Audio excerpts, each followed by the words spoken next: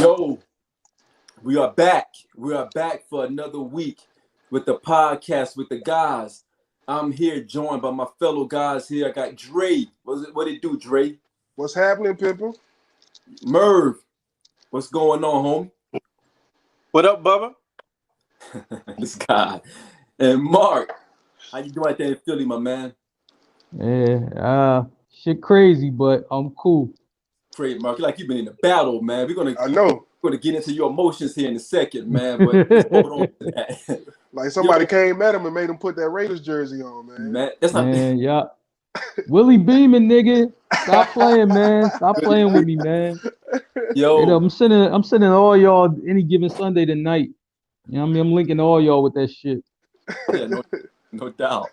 We want to give a shout out to all of our listeners and on our Mark got to throw up platforms. first. Can I finish? We live, Merv. God damn. Hey, Merv be like Ray J. Remember when Ray J called up to the Breakfast Club? Like, yo, we live? That's live. Merv. But he don't ask the question, he just go in. He just gonna win. No, he got on the Willie Beeman jersey. Willie Beeman used to throw up before the games. So I said, tell him, Mark, podcast by start, he got to throw up. You got to throw up. Man. Yeah, that didn't hit. Yeah. We know the movie, but we gonna keep on moving. We gonna keep that moving. Hey, do your thing, Simplify. Hey, let's start back over. Yeah, that's what we should do. Yeah, let's just start over. All right. Yo, thank you all for hopping on for the night. I want to give a shout out to our platforms, YouTube, Spotify, Facebook Live, Blackjack TV channel, who just picked us up on channel 199 on Zingo. Right, Dre? Mm-hmm. Zingo TV, yep. Absolutely. Zingo TV. Download the app. You can catch us on there. It's on Blackjack TV channel 199. We're on there. Some content will be showed here starting August 12th. Go out there and support you guys. Yo, got a lot of stuff to cover tonight, fellas. Got a lot of stuff to cover tonight. Before I go any further with that, I want to get you guys' opinion because I've been thinking about this all day since I woke up this morning. Now that we have this deal with the Blackjack TV on Zingo, do we consider ourselves a podcast or do we just now say we the pod? Because the pod is kind of more fly. So are we there yet?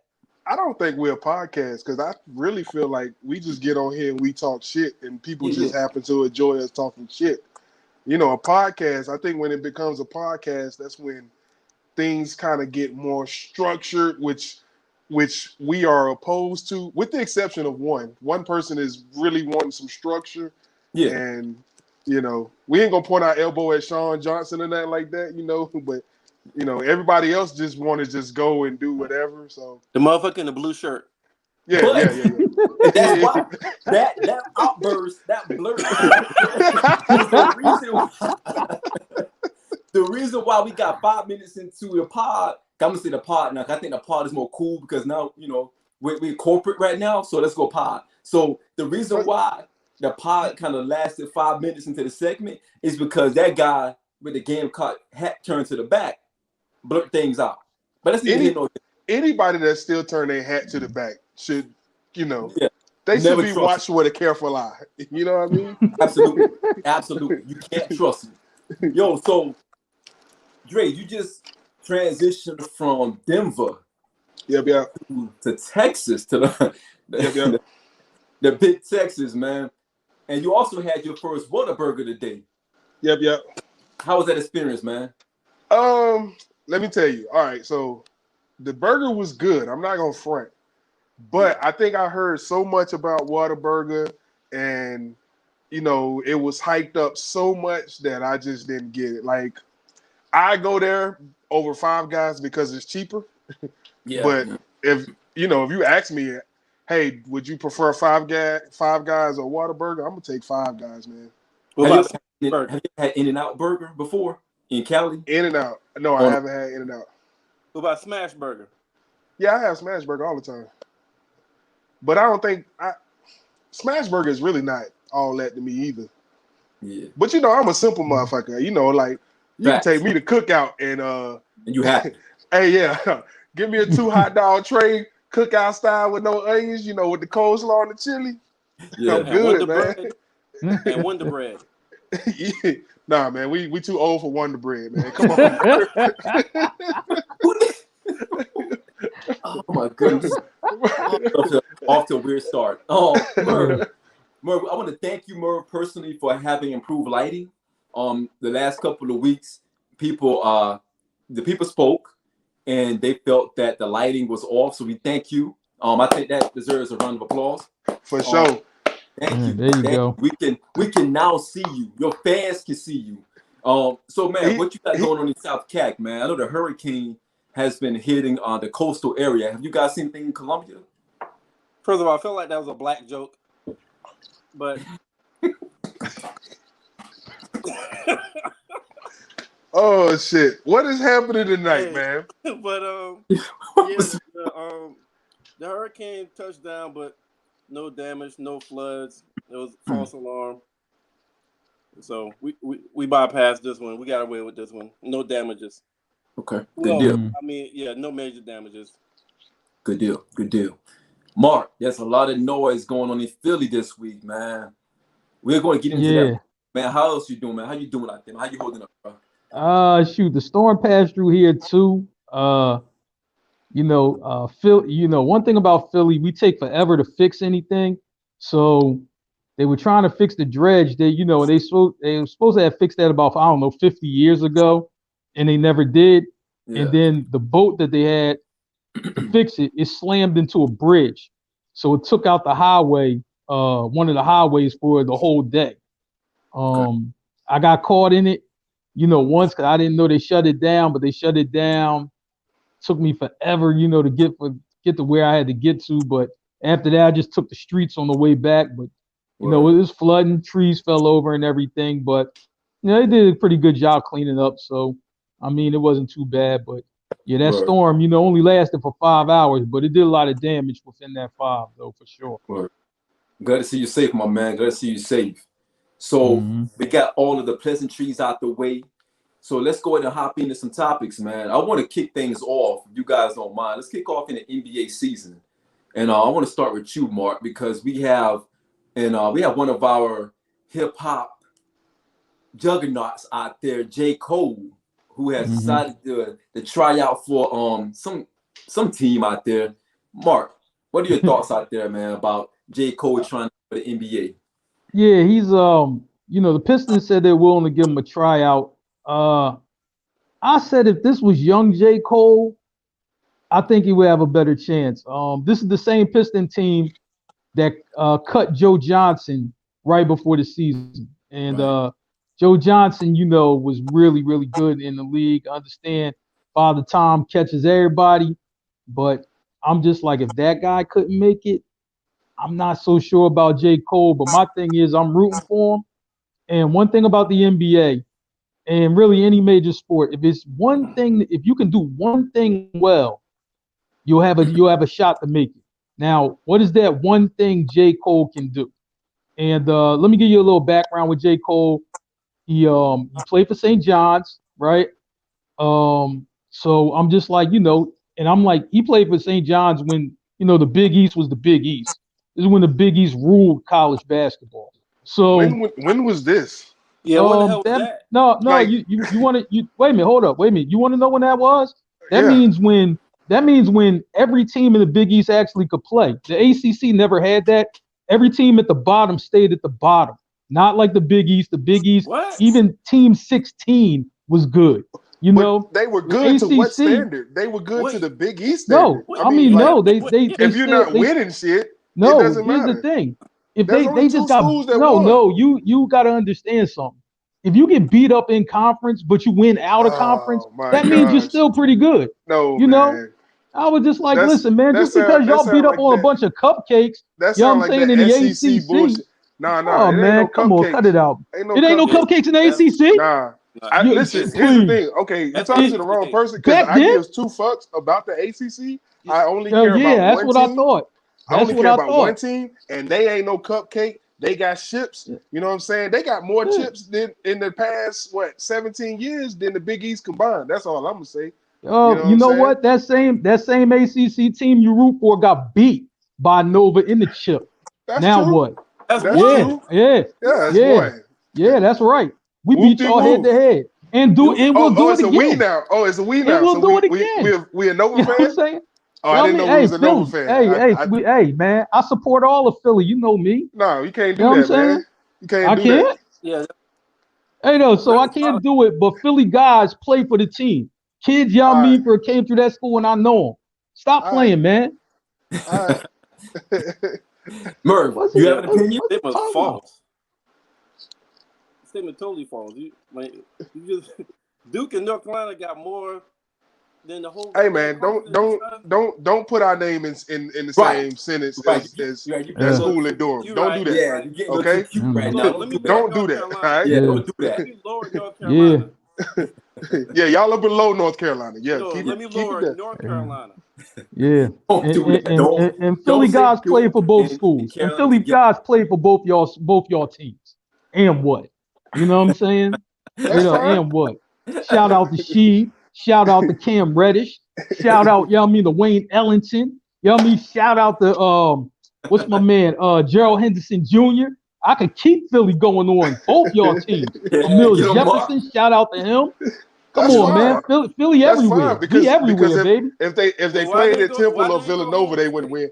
But my bad, I messed this up. I took us on a whole new Yeah. tangent. You You Get did. know what out I'm of there, saying? boy. I Get just out of there. I just don't like when people, and it's another thing, it's a region bias.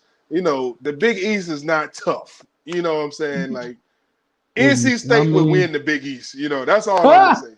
You know what I'm NC saying? State would Shoot. win the Big East, Not in no year. You could put Dennis Smith But Jr. and TJ Warren on the same team and they wouldn't win the hey, Big East. they'll win the Stop Big playing. East, man. No one is No, scared of the Big no, East. Every now and no. You again, know what I they have mean? a school that is capable of winning a championship, but no one is ever scared of the Big East as a Man, Big whole. East in his heyday was killing all your conferences. In his Now, heyday. Yeah. that ACC is Oh, the standard, and I don't It like the is. ACC. It is. I hate the standard of what? ACC. The, A the, What, college to football? winning, basketball. the standard to winning. Football? No, Bowling? What are you talking? What sport you talking about? You ain't talking I'm about talking basketball. shit. That is Yeah. standard to Yeah. winning. Hey, no, listen, Listen, man. There's two listen. teams in the old conference. Hey, Stop. What are you when you talking great, about? hey, those two teams, one of them are great, and then the other one is, you know what I'm You saying? know, But it's I not just tell you. them. We did. I'm not gonna front. The ACC did pull from the Big East, and they got some strong teams. They Yeah, made them because better. Yeah. they want to play in the best conference. Right. Man, y'all Can I- buggy. But You know what I'm my saying? bad. But go ahead, Sean. Do your thing, Pippin. Thank you. I mean, I want to sit back and enjoy this as well. So, Merv, I want to slide down to you because I think you are a Pistons fan. I think I don't know many Pistons fans, but I think you're a Pistons fan. So correct me if I'm wrong. That nigga got on Grant Hills right now. Right now, yo, he got the first He Grant lied. Hills too. The Wait a first, minute. You talking about the Grand Hills that look like the Jordans? You know what I'm yeah, saying? Those Grand Hills? Okay. All right, my bad. I didn't know. yeah, Oh, boy. hey, that's another check for North Carolina. Just put it out there. Yeah, it's another one. Yeah. So so Merv, being that you a Pistons fan and you guys need help, you need a lot of help. Do you think Wait, that, time out. I'm sorry. I apologize. But you really a Pistons fan? Yeah. yeah, it's not a Oh joke. shit.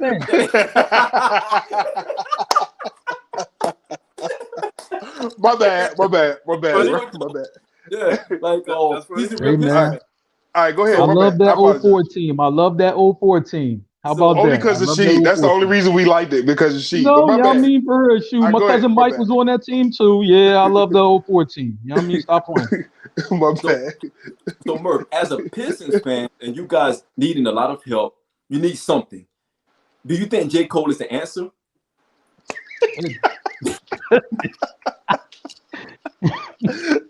How do you even ask that with a straight face? Like, my bad, Cole. Listen, I don't mean to be Yo, disrespectful. I'm yeah, sorry. You know what I for mean? real. But damn, that's crazy.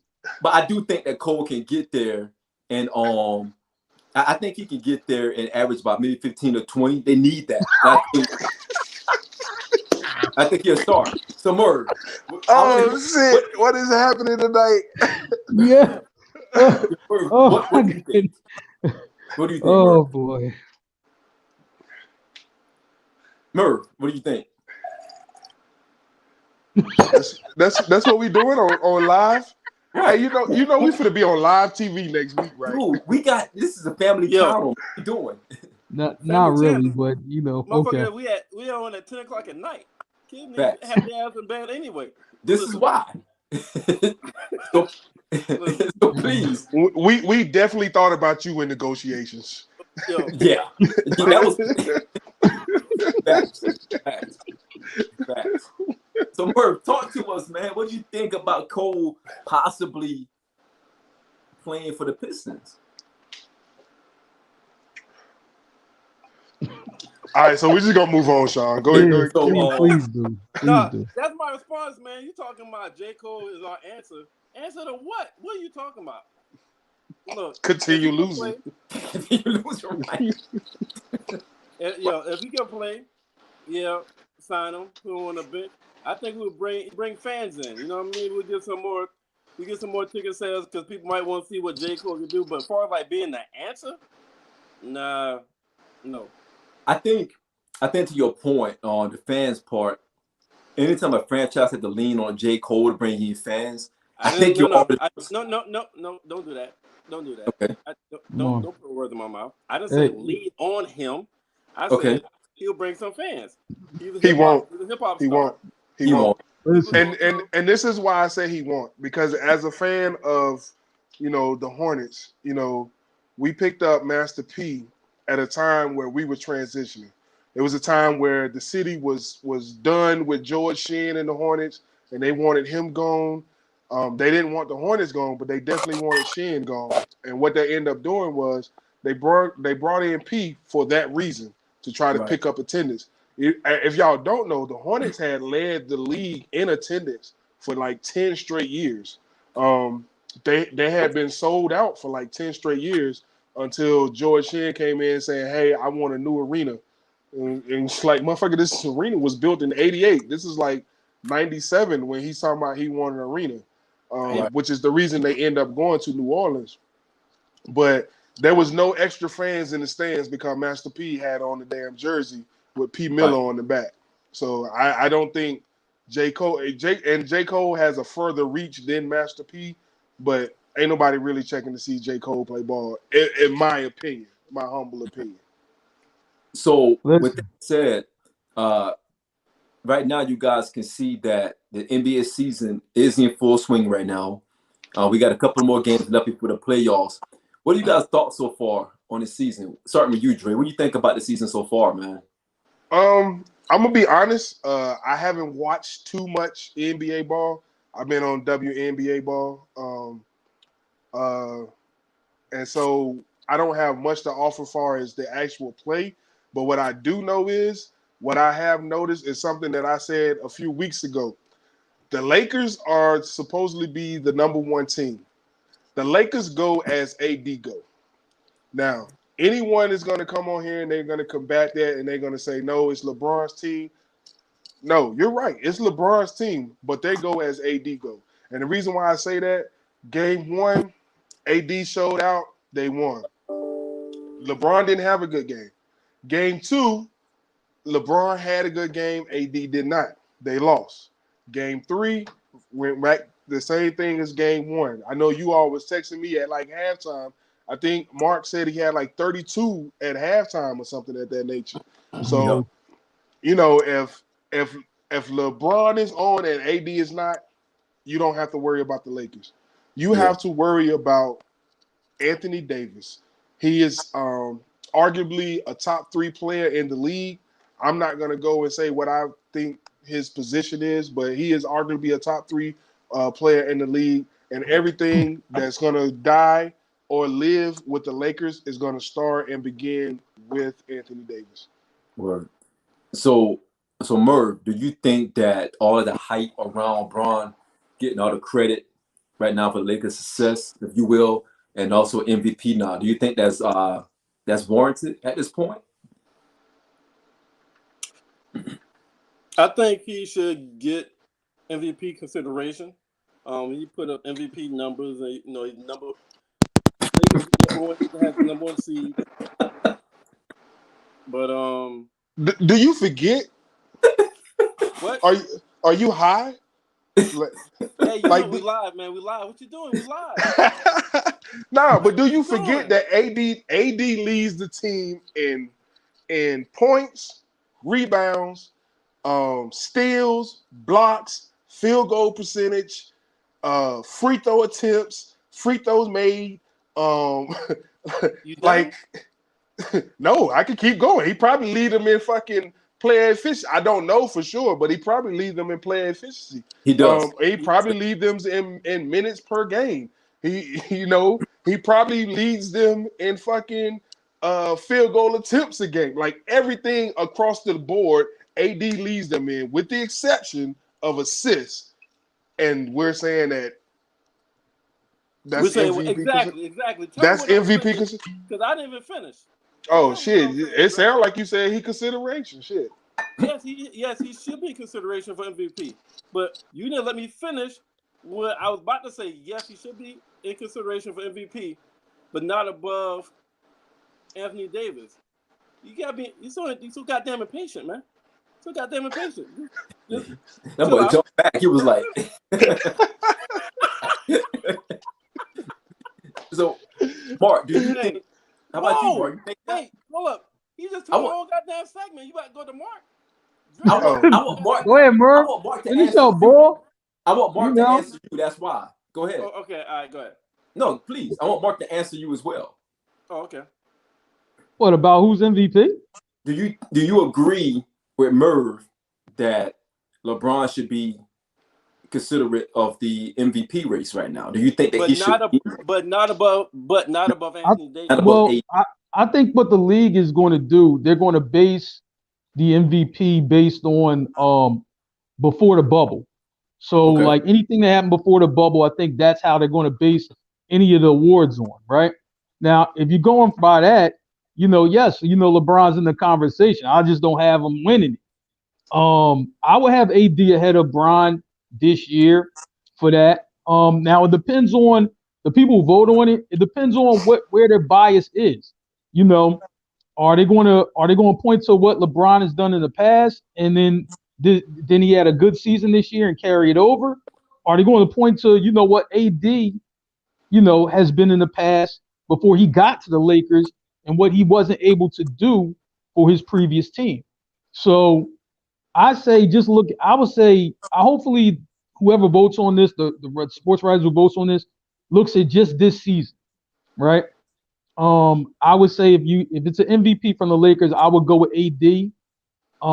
But Bron is certainly, in the conversation, for that. He has the ball in his hands at the end of the game. He dictates all the plays. I'm like, the offense runs through him. AD's a great player, but he still needs a guy to set him up, and it's not like he's just like, yo, give me the ball. I'm taking it up the court. I'm scoring. I'm rebounding. I'm doing all of this. He knows his role. He plays his role very well, and I can see, why he would get my vote for MVP if the MVP had to come from the Lakers. But LeBron's going to be in consideration, like it or not, because he played well this season, as he does pretty much every season. Okay, I mean, I wanna ask Mark a question based off what he said, and then I want to ask all of y'all a question. The first question I want to ask Mark. So, if I think we're living in a time now where, because what you said was AD doesn't bring the ball up court or whatever. I think we're living in a time now where he's being punished for, basically playing like a true power forward or a true center. Absolutely. Okay, Absolutely. so I just wanted to make sure we was on the same page with that. I'm telling you, it sucks that it happens like that, because a big man is supposed to be a big man, right? Big man, exactly.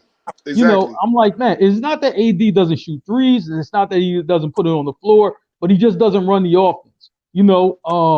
But I think the only big man in the league at that caliber that kind of runs some stuff is Giannis. From the Bucks, you see him bring the ball up. You'll see him at the top of the key, make plays. It's just something, that AD, I'm not saying he can't do it, but I'm just saying with having LeBron, well, why would I want to do it? You know what I'm saying? Why would I want to do it? the point guard can't even do it with LeBron. You know, My other question is for everybody. So here's my question: Is it really possible to, if you go by the name of the award, most valuable player, is it Mhm. really possible to have two MVP candidates on one team? yeah, Yeah. absolutely. It's possible to have two candidates. I wouldn't say two winners. I would say, that co MVP. Oh yeah, nah, So nah, two candidates no. on one team. Like Yeah. how, if we're going by the name of the award, most Mhm. valuable player, that Right. means without me, this team is shit. Absolutely. Yeah. I mean, but then you got to think, man. If LeBron was just didn't play, I'm just like, where would the Lakers be? Would they have home court advantage? Would they, They would be the would they? same position they was at last year with LeBron. I'm just I saying. mean, but I'm just saying, all those veterans that they have now, they didn't have last year. It was like LeBron and all them young guys. That's why they made that trade, and then So, got those veterans in there. so that kind of proves the point that LeBron maybe not be the most valuable then. Well, LeBron's the GM. He's always been GM Bron. Like, This is what I'm facts. saying? This is facts. He's always been that. This is So, facts. you know, um, I think it's possible for, to have two candidates for MVP. It's just I think AD is the better choice this season. That's just my opinion. All So right. Murph, That was just a question. why do you think that? Why do you think it's possible to have two MVPs on one team? Two MVP Candidates on one team. on team. Yeah. As both of them putting up similar numbers, and both of them is, you can have two players that is very important to the team. Where if you take one away, the team won't work, or you take the other one away, the team won't work. So you can have two players where both of them is detrimental to the team if they don't have them, if they don't have one of them. So that's why you can have two candidates, because both of them could be just as valuable to the team if you take one away. But can't the same be said for the KD days in Golden State? Because you had KD, you had Steph, you had Clay. Either one of those guys could have been MVP, right? At some point. At least between Steph and KD. Yeah, between those two, yeah. Yeah, those two. We actually had data, because we had the record without Curry. But that don't matter. You go by that season, and that goes back to my point a couple weeks ago. I'm talking about that season. Both, you remember? No. What I'm saying is, you're saying that you had data from previous seasons, right? Showing that basically Golden State can be great without KD. Right. No. I'm talking about when the time. Remember when Curry was hurt? There was times that was just KD without Curry. And you look at they fell off record, and there was times that it was KD was hurt. And it was they just didn't Curry. fall off. And you look at the winner exactly. Right. So during that time, you actually had data. We don't have that right now with like that with the Lakers. But that goes back to a couple weeks ago, though. That goes back to a couple weeks ago. I still feel like it's a media-driven agenda to make LeBron great, because KD didn't win MVP, Curry didn't win MVP, and they were the best players on the best team, easily the best team. But now LeBron he's the best. He's the second best player on his team. But it's like, let's give him the MVP. Oh, no, let's push. And that is my problem. But that's been since LeBron been a rookie. You said that. You said that a couple times. So I agree with that.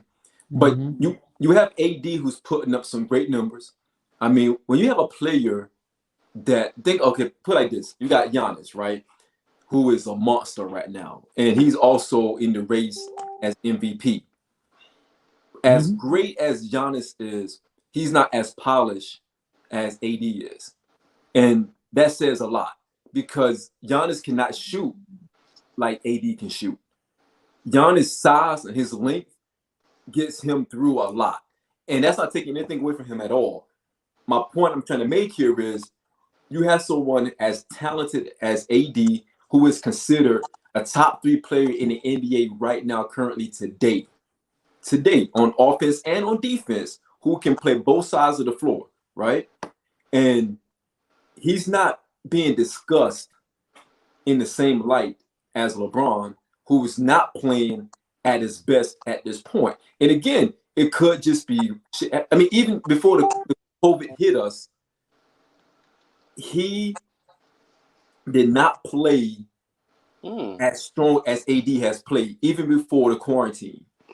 So let's be clear on that. Dre, what do you think about the AD comparison to Shaq? In the Lakers uniform? I don't think there's a comparison. I don't you know, I don't when you have a legend, I don't, you know, I'm not one of the people who come in and say, hey, this one guy off 1 year is legendary status. And when you're talking about the Laker franchise, like there's too many greats. Everybody knows my personal GOAT is Magic Johnson. So like when you could anybody in that franchise, you know, you could just name them off. You got Magic, you got Kareem, you know, you got James, you know, Big Game James, you know, Gaston, you know, North Carolina, you know, Tar Heel. You you got Kobe, you got Shaq, you know, you have legends, Jerry West, you have legends that put in work for years in that franchise. So for him to come in and just be like, oh, that's Shaq or that's Jabbar, like that crazy comment that LeBron made about calling, you know, his nickname something about Anthony Jabbar or some shit like that. Right. I find it disrespectful, but I find it disrespectful because I'm a huge fan of the game and I'm a huge fan of the big man. Magic Johnson's my favorite player of all time. You know, he's a 6'9", really 6'10", but he's a 6'9" guard. And then my second favorite player of all time was Alonzo Mourning. So I just love big men. You know what I'm saying? So I don't think there's a comparison right now. Okay, that's fair. So Merv, Danny posted one of his power rankings for the NBA so far. Can we tell the world who Danny is though? Yes, Danny is our partner. Danny is one of the guys who is actually behind the scenes of the guys. Danny, his actual he's also part of the flagship on the Blackjack TV as well.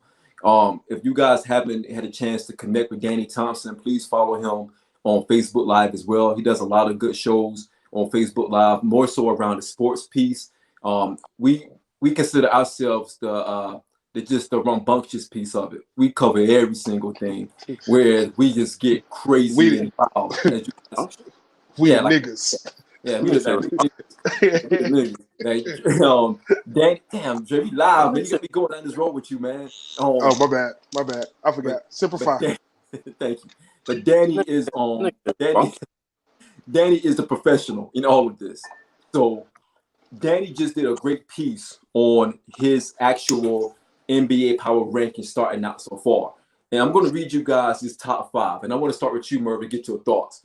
So he has the Heat as number 5, the Pacers number 4, the Suns number 3, Lakers at number 2, and the Raptors at number 1. So Merv, what are your thoughts on that? And Raptors at number 1? Yes, sir. You got Raptors number 1, Lakers number 2, Suns number 3, Indiana number 4, and Heat number 5? Yes, sir.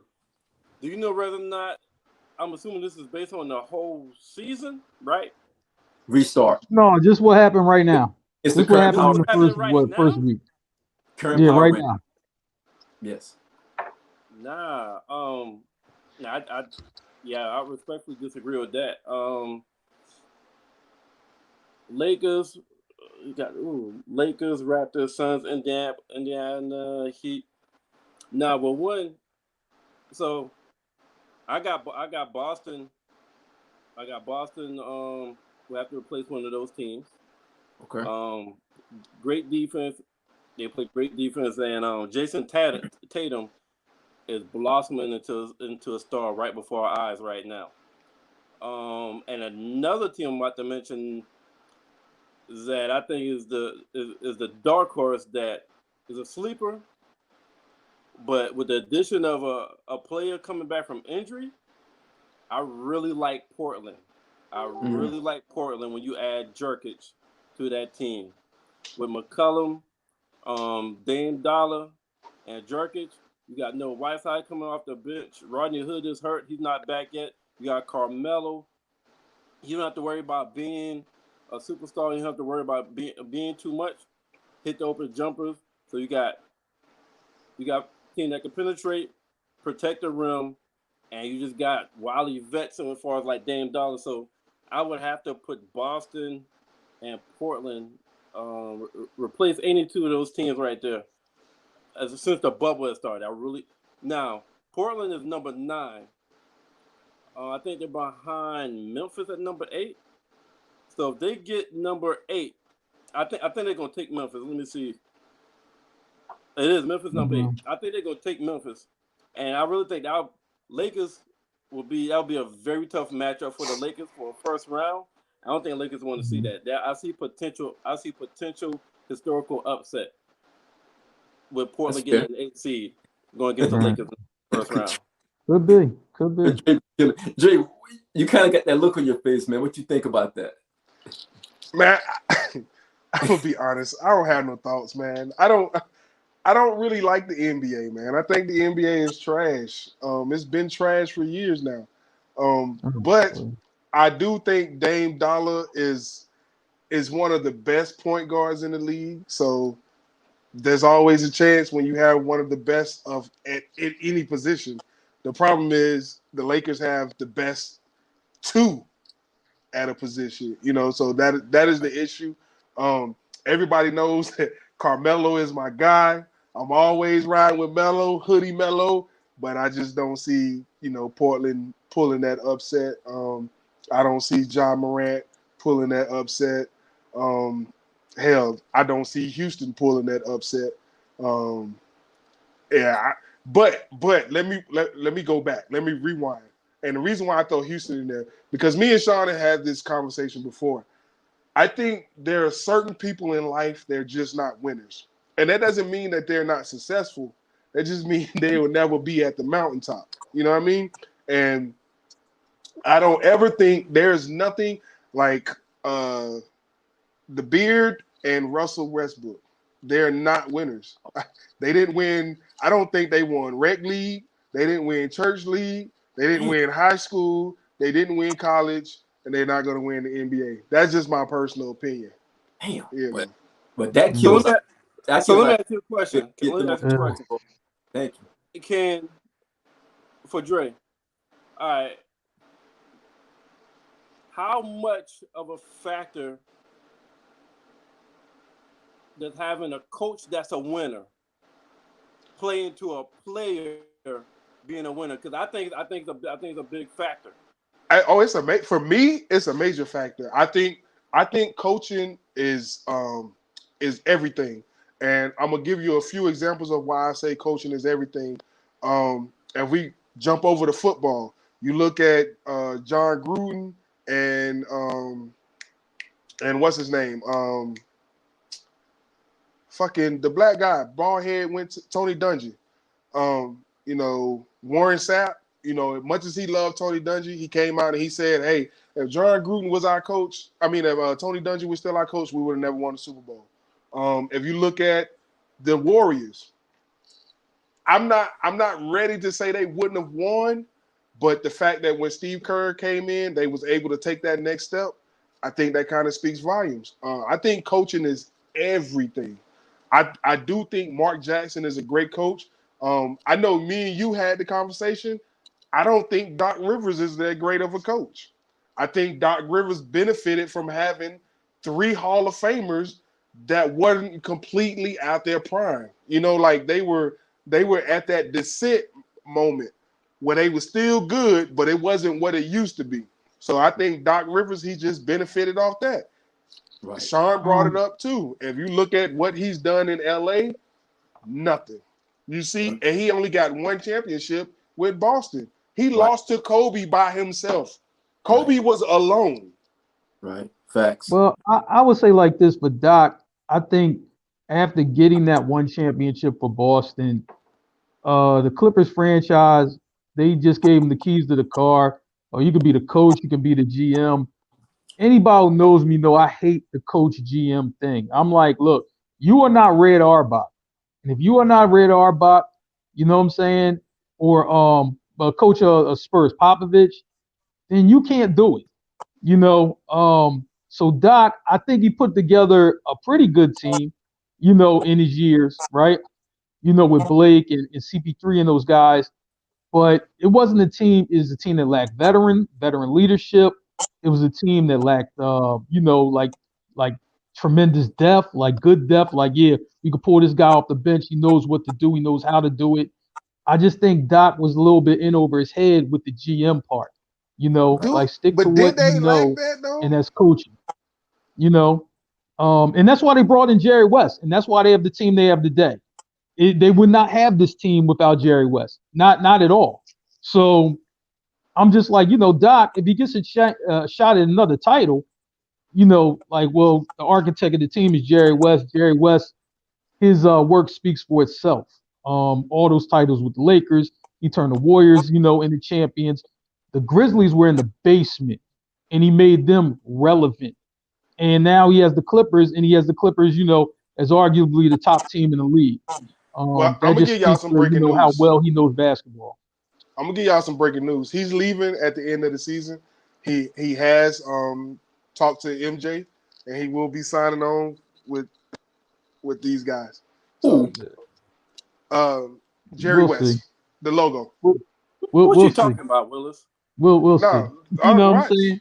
But no, my question though, Mark. Okay, so with that being said, so that means you're giving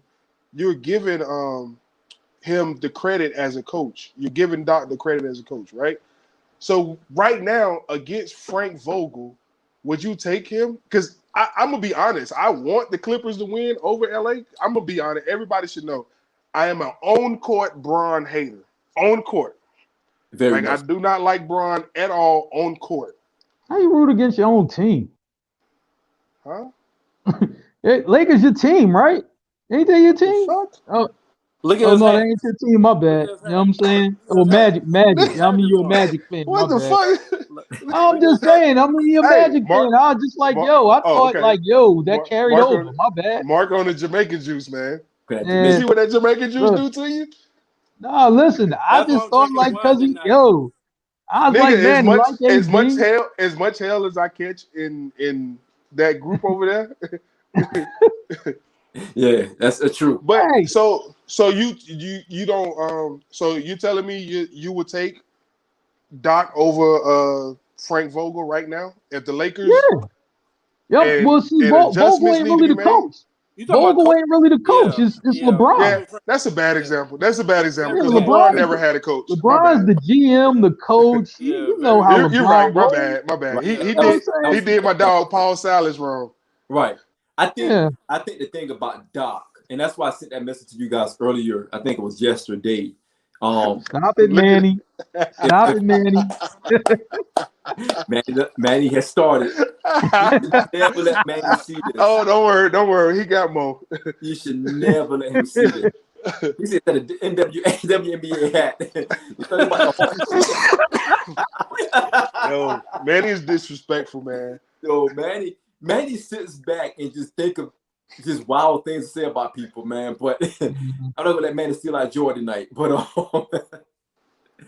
the thing I was trying to make about Doc Rivers is the fact that he has a talented team in the Clippers.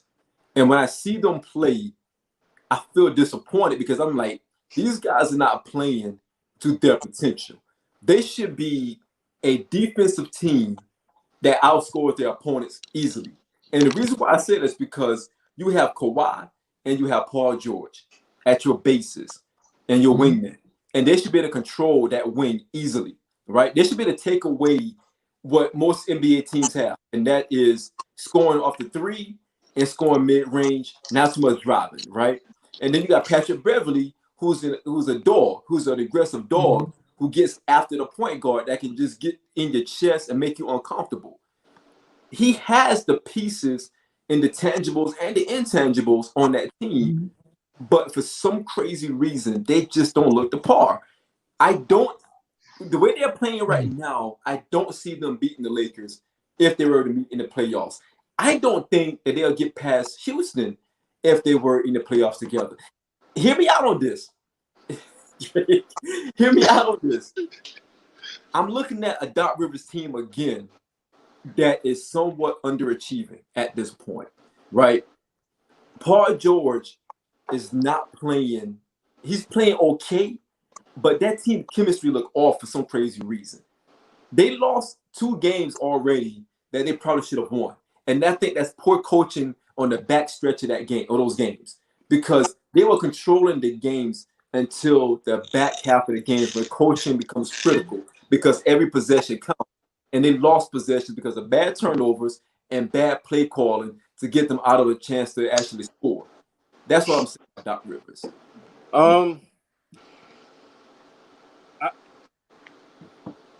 I'm agreeing with everybody as far as like I feel like I've been giving Doc Rivers a pass since Boston. I think I let that championship that he won with Boston hold too much weight, and I think it was Dre that said that it was a product of a veteran team, 3 All-Star players, and you add in Rondo to keep the ball movement going around. It was just a perfect storm. I felt like the Lob City should have done more. Yep. Should have had more success with that. Yep. And I expected more from the Clippers this year. Yep. With everybody that they got. Yep. But in the Clippers' defense, as far as coming back from the bubble, they didn't have Lou Williams. Lou Williams is a major part of that team. They didn't have Harrell. They're already a small-ass team. So when you take Harrell out of it, any team they play right now, you just throw it inside. Just throw it inside, throw it inside, throw it inside. And this speaks right back to Doc Rivers. It speaks right back to him. It goes right to him. You know, I would say like this. But if you go ahead, Murph. If you got to but that's their weakness. So it's kind of hard. It's kind of hard to coach something that you don't have because they don't really have no big. Harrell is the best big man, and he's not the biggest man. But here's the thing. What was that new but here's the thing with Doc, and as a coach, you have to do this during the season, right? Like you know, they didn't have much depth behind Trez, right? Trez Harrell. What you have to do as the coach, like the GM is his job is to get you the talent. And then you got to coach these young guys up. They had Zubik, they had Kevin Gelly, a couple other big men, you know, that they got, you know, young big men that they have, right? I'm like, they have some talent. You got to play them during the season to see what you have, right? So that way, like by when the playoffs start, at least you can go back to like, yo, this guy gave me a solid 5-10 games. I know I can get him in there for at least 10 minutes, you know, to do something. Right. But these guys, these young guys, these young bigs they have on the bench have no confidence whatsoever because Doc didn't give them a chance to play. Right. You got, you know, it can't just be like, all right, look, we got Trez, we just gonna run you about 40, 45 minutes or whatever. You can't do that. You know, I got a question. Develop a guy. Mark, for those that don't know, Mark is like our resident basketball expert, except for when it comes to ACC. But he's our resident basketball expert. Can you name a player that Doc has truly developed as a coach? And I with the exception, because I know most people that's looking at this would say Rajon. I don't think he developed Rajon. No. I think Rajon was developed by Calipari, and then he was, you know, brought into a system where he continued to be great by being what he was at Kentucky. That's my personal opinion. Around good players. Right. I would say, I would say like this for Doc. You know, I'm like he had Rajon in Boston. You know, Doc was a former All-Star point guard in the league. I think he knows that position. Then he had Chris Paul. But the thing with, you know, when he had Chris Paul or whatever, it was a little too long of a leash, right? And Chris Paul is a guy that will jump all over you when you don't do what you need to do on the court. And I think as a coach, when you have a point guard like that, you have to be able to rein that point guard in to be like, listen, look, I want you to be able to be stern with these guys, but you have to show some flex too. That's just a mark of leadership. And I You think, can't be with the stern until you Clippers, win. but what I'm saying is the Clippers, the reason why they fell apart and fell apart early is because it's just like, look, Blake Griffin, DeAndre Jordan, these guys, it looked like they tuned Chris Paul out after a while. It's just like I had enough of him talking to me. I had enough of him saying whatever he gonna say or whatever. And I think as the coach, before it gets to that level, you got to jump in there. And you got to tell like your veteran point guard, like, look, you got to show some flex sometime. You can't just be barking orders all day long. That's just not what a leader does, right? And if you look at Chris Paul today, he's a much better leader today than he was with those Clipper teams. And that's no disrespect to him, but I'm just saying the way he's leading those young guys, because that team wasn't picked to do anything. And the way he's leading those young guys, I think he's showing a bit of that flex that I'm talking about. I would say you brought that full circle because I was like, Chris Paul, I see what you did there. Salute to that one. Yeah, absolutely. That was a nice take on that, Mark. I like. Salute to that one. Absolutely. Murphy to come in with his South Carolina Gamecocks opinion. Right. No. Now I agree with most of the things they said, but all right. So the question you asked him about Doc, what players have he helped to grow? I think as a coach, some coaches are different. You don't have to know how to grow players to be considered a good coach. Negative. I totally disagree with that. If you can't cultivate a culture of players growing, then you have no chance of winning. When you think about all of the great coaches in any sport, they all made players better than what they were. You look at Phil Jackson. You know what I'm saying? Look what he did. What player Phil Jackson made better? Ron Harper was better as a Bull. Did Phil Jackson make a player better? Yes. Or did Phil Jackson put in a system? No, he made them better. The player had the same talent, but Phil Jackson put in a system that is better suited for a player. Maybe I'm tripping. Maybe I'm tripping. So I'm gonna defer your question that you was giving to me. I'm gonna defer to the other two because I feel like that is making them better. Yeah, he found a system that works to make them better. Hence, the system is a cog to allow them to become better. Motherfucker, Bill Cartwright shot like this. Yeah, Bill Cartwright. Oh man, some of them shits was going in, yo. Yeah, some. I ain't expect none looking at that form. Seriously. Larry Brown is a coach that grew his players and helped them elevate their game. In my opinion, he did. Larry Brown and Phil Jackson are two different kind of coaches. But Phil did the same. Phil Jackson is a mental thing and putting players in a position. He didn't elevate the player's skill set in the game. Look at Derek Fisher. Look at Derek Fisher playing under Phil, and look at Derek Fisher playing under everyone else. Right. That is a prime example of a coach making you better. Now, that's a prime example of a coach having a better system. That's the same thing. That's just like when you say you got a system quarterback. Right. Or go back to Mike Shanahan. Remember when Mike Shanahan was producing fucking 1,000-yard rushes with no names? But he was making them better. He had a better system. I think it's two different things. When you think about Phil Jackson, it is partly different, like system versus player development. I think it's a little bit of difference, a little bit. For example, when you bring up quarterback, you have a quarterback whisperer that can help a quarterback change his form, his decision making, read the offense better, go 1, 2, 3, check down, 1, 2, 3, check down. Then you have a coach or a quarterback coach that just have a system that this play they call, 9 out of 10 times that fucking receiver gonna be open in that slot because but it's one of the same. It's Yeah, not the it's- same. I just broke it down to y'all. How it's No, different. you did not, nigga. Yes, I did. It's one. You have. It's one you the have same. listen. You have a system. Okay, I just say you have a quarterback whisperer that can show a quarterback how to make decisions. All right, you can show. Perpetrate 25 years. That's all. Hey, go ahead. You got you got coaches that can show their players how to do this better, make better decisions, get better form, run a whole team better. Then you have coaches that just have a good system where you could put anybody in there and they're going to be successful because of the system. Okay. So let me ask you a Shanahan, question. when we bring up Shanahan, those running backs is good for that system. Like you got zone blocking, all right.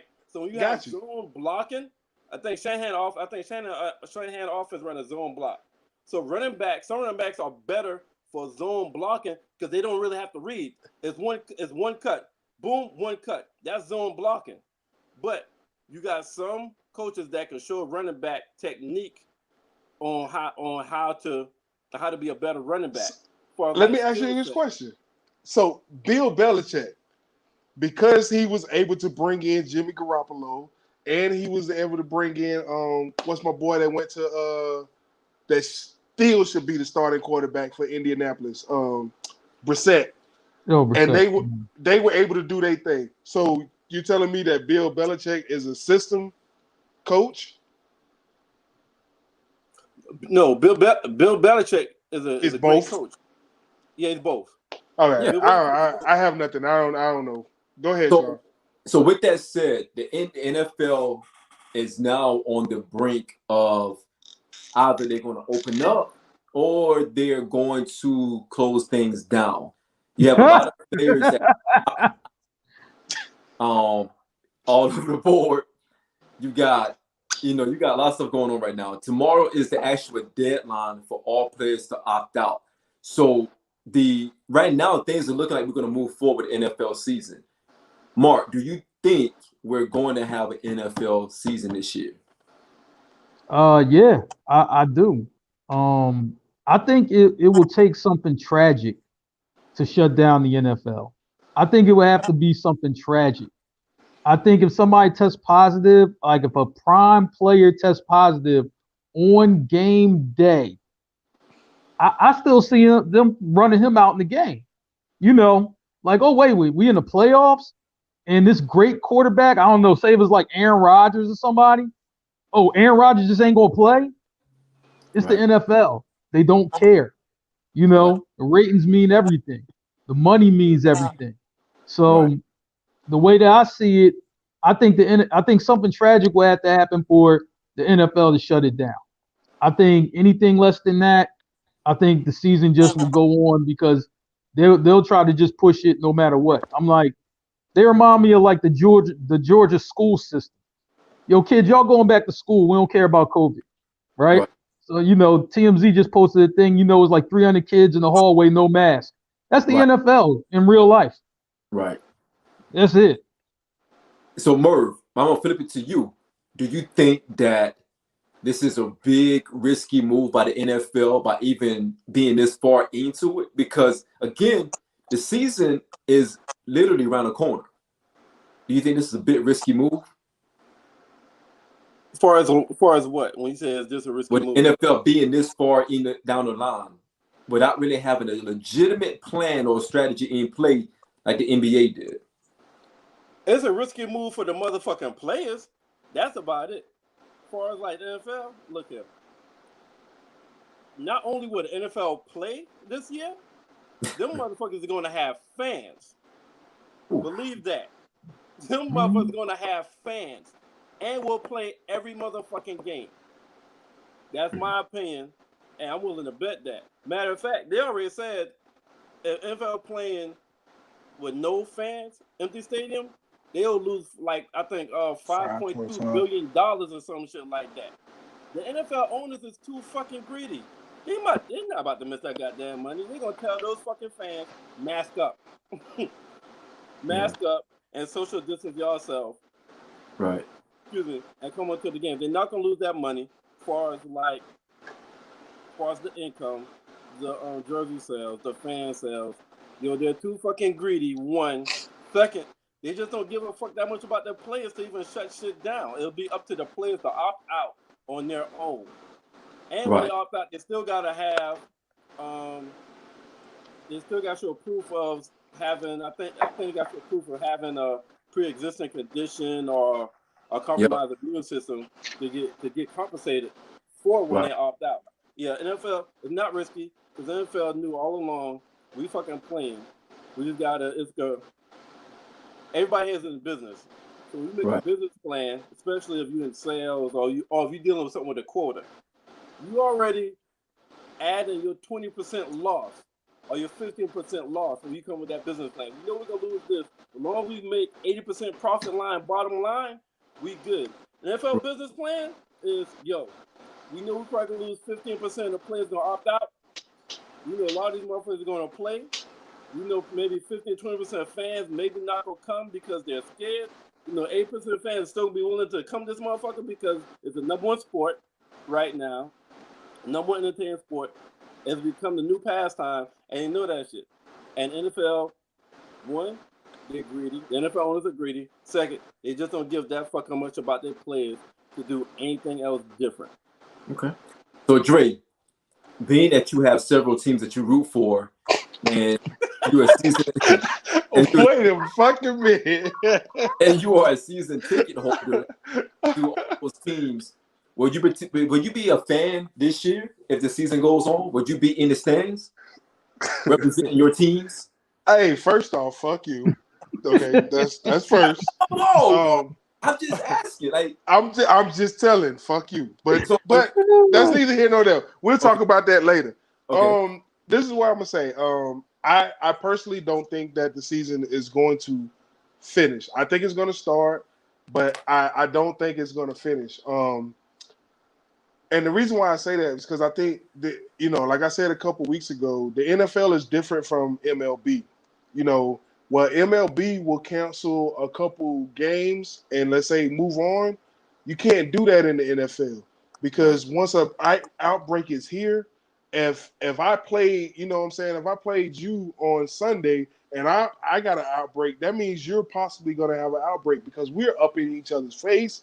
We're on the ground, we're touching, and all that good shit. And so then that creates a discourse for the next 4, maybe 6, maybe 8 teams. So I don't see it happening. Now, so with far as fans, Mark is absolutely correct. There will be fans in the stands.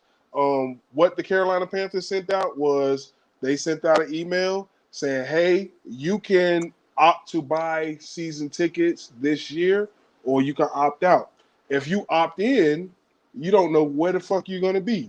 Right. So you can have seats on section 120, end zone, low bowl, but your seats for those games could be behind you, 201.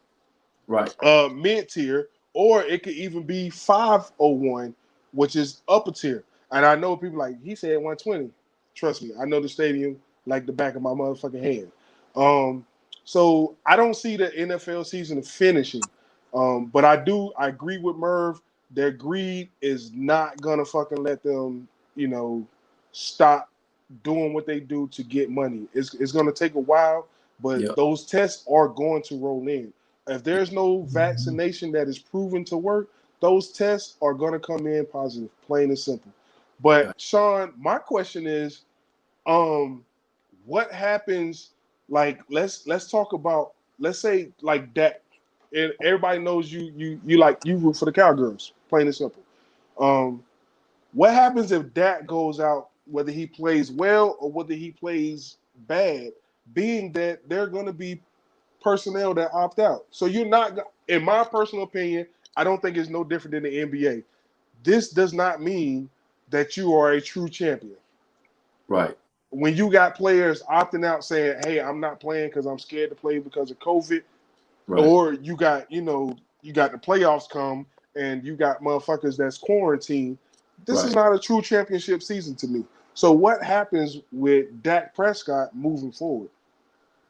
I think that and that's a good question. I think that because this is a critical year for Dak and his contract, I do think that he needs this season just as much as anyone else in a contract season, because either one or two things are going to happen next year.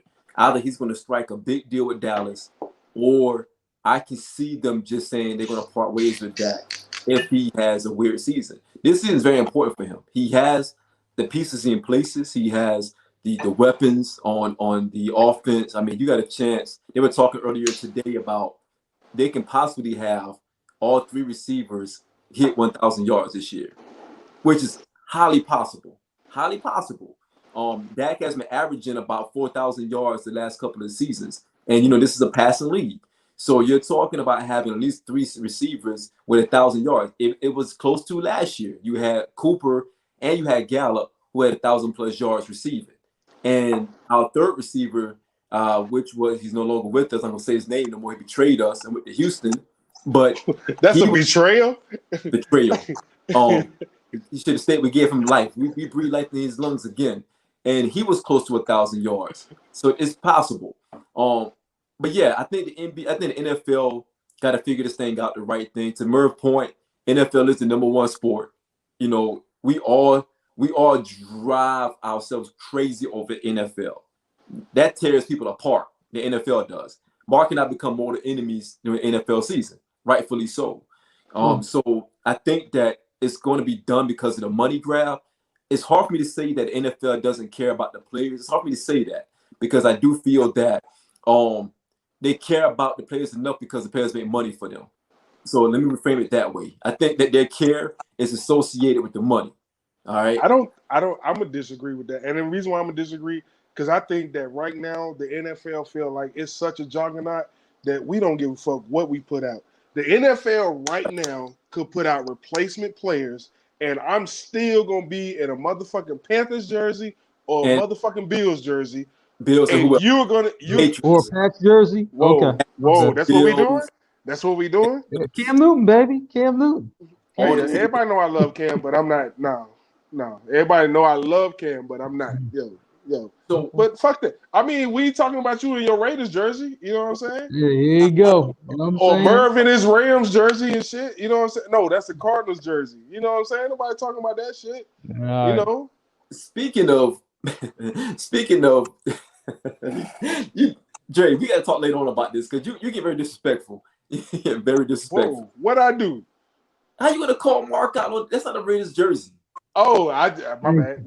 Manny said it was a Raiders jersey. I thought it was. I told y'all, man. This is a Willie Beeman authentic, man. I told y'all. My bad. I apologize. My bad. Where the vomit? He's back on that. So, nigga, that shit did not hit at the beginning. It's not hitting now. Speaking of left field, let's go to the left coast real quick. With Master P documentary. So when that's not left coast. Don't do that. That's not left coast. That's third coast. Same difference. No. See, this is where you fuck up at because you're not letting me finish like you didn't let Merv finish. So let me bring it back to the beginning. The reason why I said left coast, and then he looked stupid. Coast, huh? Yeah.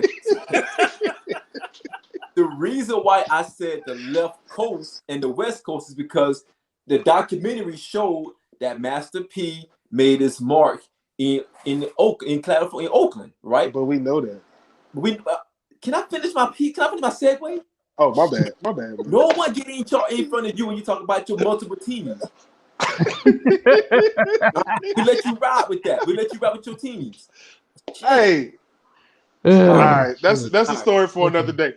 Hey, Stacks, just don't worry about what teams I got. You worry about Red Man. But go ahead, Sean. Hey, Stacks, what up, nigga, you worry about Red Man. You worry about fucking Wu-Tang and Wu-Tang affiliations, nigga. That's what you worry about. Nah, because Stacks called me out. But go ahead, Sean, do your thing.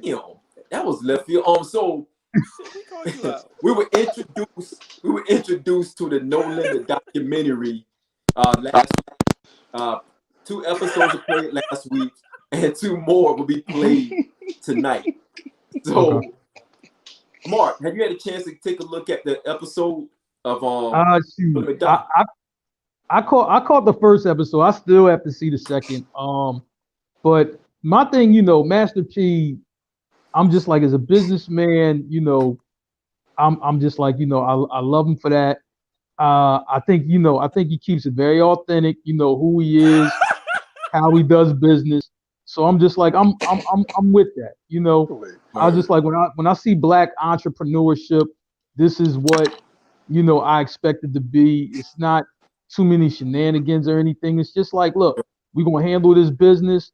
This is what we're gonna do. I know my worth, and we're gonna take it from there. So, I'm always gonna have respect, for Master P. And Master P is always willing to kind of give out that knowledge, give out that game to people who are up and coming. He's willing to share that.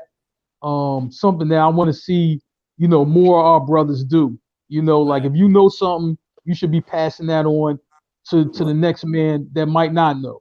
So they can, kind of get their shine and get their thing going off. So I'ma always love Master P for that, man. So this documentary, I'm like, I can't wait to watch the other parts. But he's a pioneer, and it's something that everybody really should check out. And anytime, like if you're in a store or wherever you are, I'm like, I don't care if you eat, oodles and noodles or chips or whatever. You see Master P, just buy it just for the culture.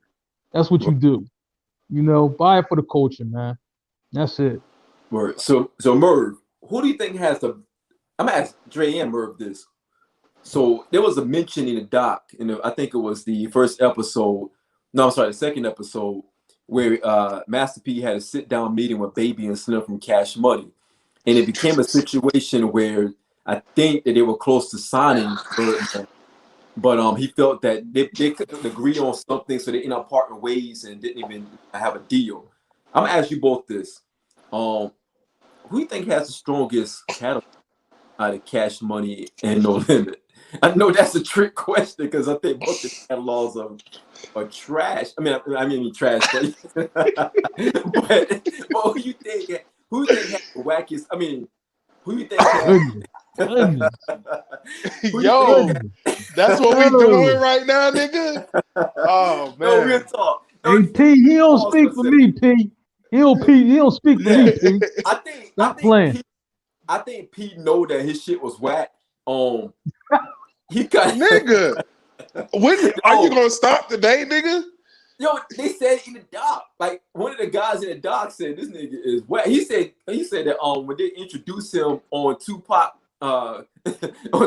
concert, they introduced him as a country singer. Come on. So, again, I go back to the question. Man, please get back to the question. Dre, do you guys, who you think has the best catalog out of Cash Money and No Limit? Come on, man. This is tough. How? So Are you for real? Are you serious right now? Anybody know me?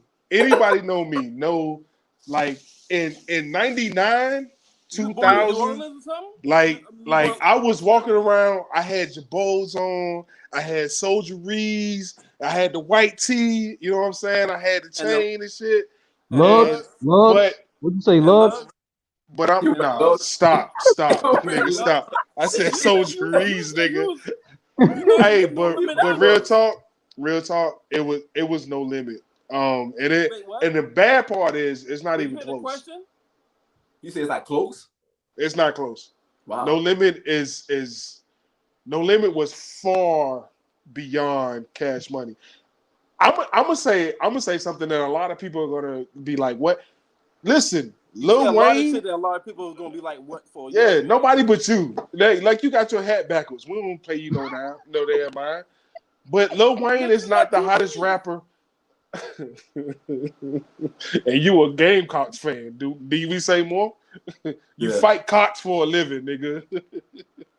Yo, but, hey, he started with me, man. I'm just trying to talk about Cash Money and No Limit. All right. But man, yeah, y'all, I'm out. Bye. Hey, we have anybody who's interested in the guys. We have an opening, and Stacks, give me a call.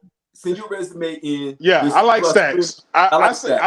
Stacks should be Yeah, a I think it's replacement for too. Murr. Hey, you see how quick he came back? Look, Stacks like, yo. Stacks like, yo. You see how shit Murr came back? So, time out. So Yeah, Stacks' nigga. name is Histon Stacks Brown. What the fuck is his on? Is Hyson, man? Same Hyson. difference. Nigga, how the fuck we supposed to know? That nigga- Hyson Stacks Brown. Does that not sound like Son, nigga, a man? Does that sound like somebody from the 70s who ran numbers? Hey, somebody go get Stacks from over there. Stacks be like, I don't understand how a bitch can go fuck another nigga and give her the money. hey, Dre, when he talk, he got to keep doing this. I don't understand how another nigga can go. Hey, yo. Hey, I PD want to jump in, but before my PD jump in, bring PD in. Yeah, I'm gonna bring him in, but I want to continue to talk about Cash Money No Limit, man. Listen, That's why I know. Wayne is not the best rapper on Cash Money. That easily goes to BG. It's not a fucking question. BG was the best rapper on Cash Money. Yeah. Nigga. We don't care about you laughing, nigga. Am I being pranked right now? Nigga, fuck you. Oh, you can we want Yo, when the fuck is Ashton Kutcher come out? You know how I feel right now, nigga, when you say that? Man. You seen Above the Rim? And nigga talking about, yo, I'm playing basketball. Like, are you a fucking joke? Nigga, why you always quoting movies? You was a fucking joke. Nigga, don't fucking joke. All right, get the fuck out of here. I don't like this nigga. Hey, we need him to go. Get the fuck out of here. Wayne is not. BG was the harder rapper. I don't disagree with Wayne not being the best. I do feel that BG was good though. Like, Wayne, can't front on that. When Gilly gave Wayne that better pen, he went to that other shit. He went to the shit that niggas in the South didn't like because it sounded like North shit. But we knew that wasn't Wayne. But we like it. No, Wayne was wobbly, and then Gilly, for real came in and gave him some real shit. Stop playing. We knew it wasn't wobbly. No, stop. Don't do that, Mark.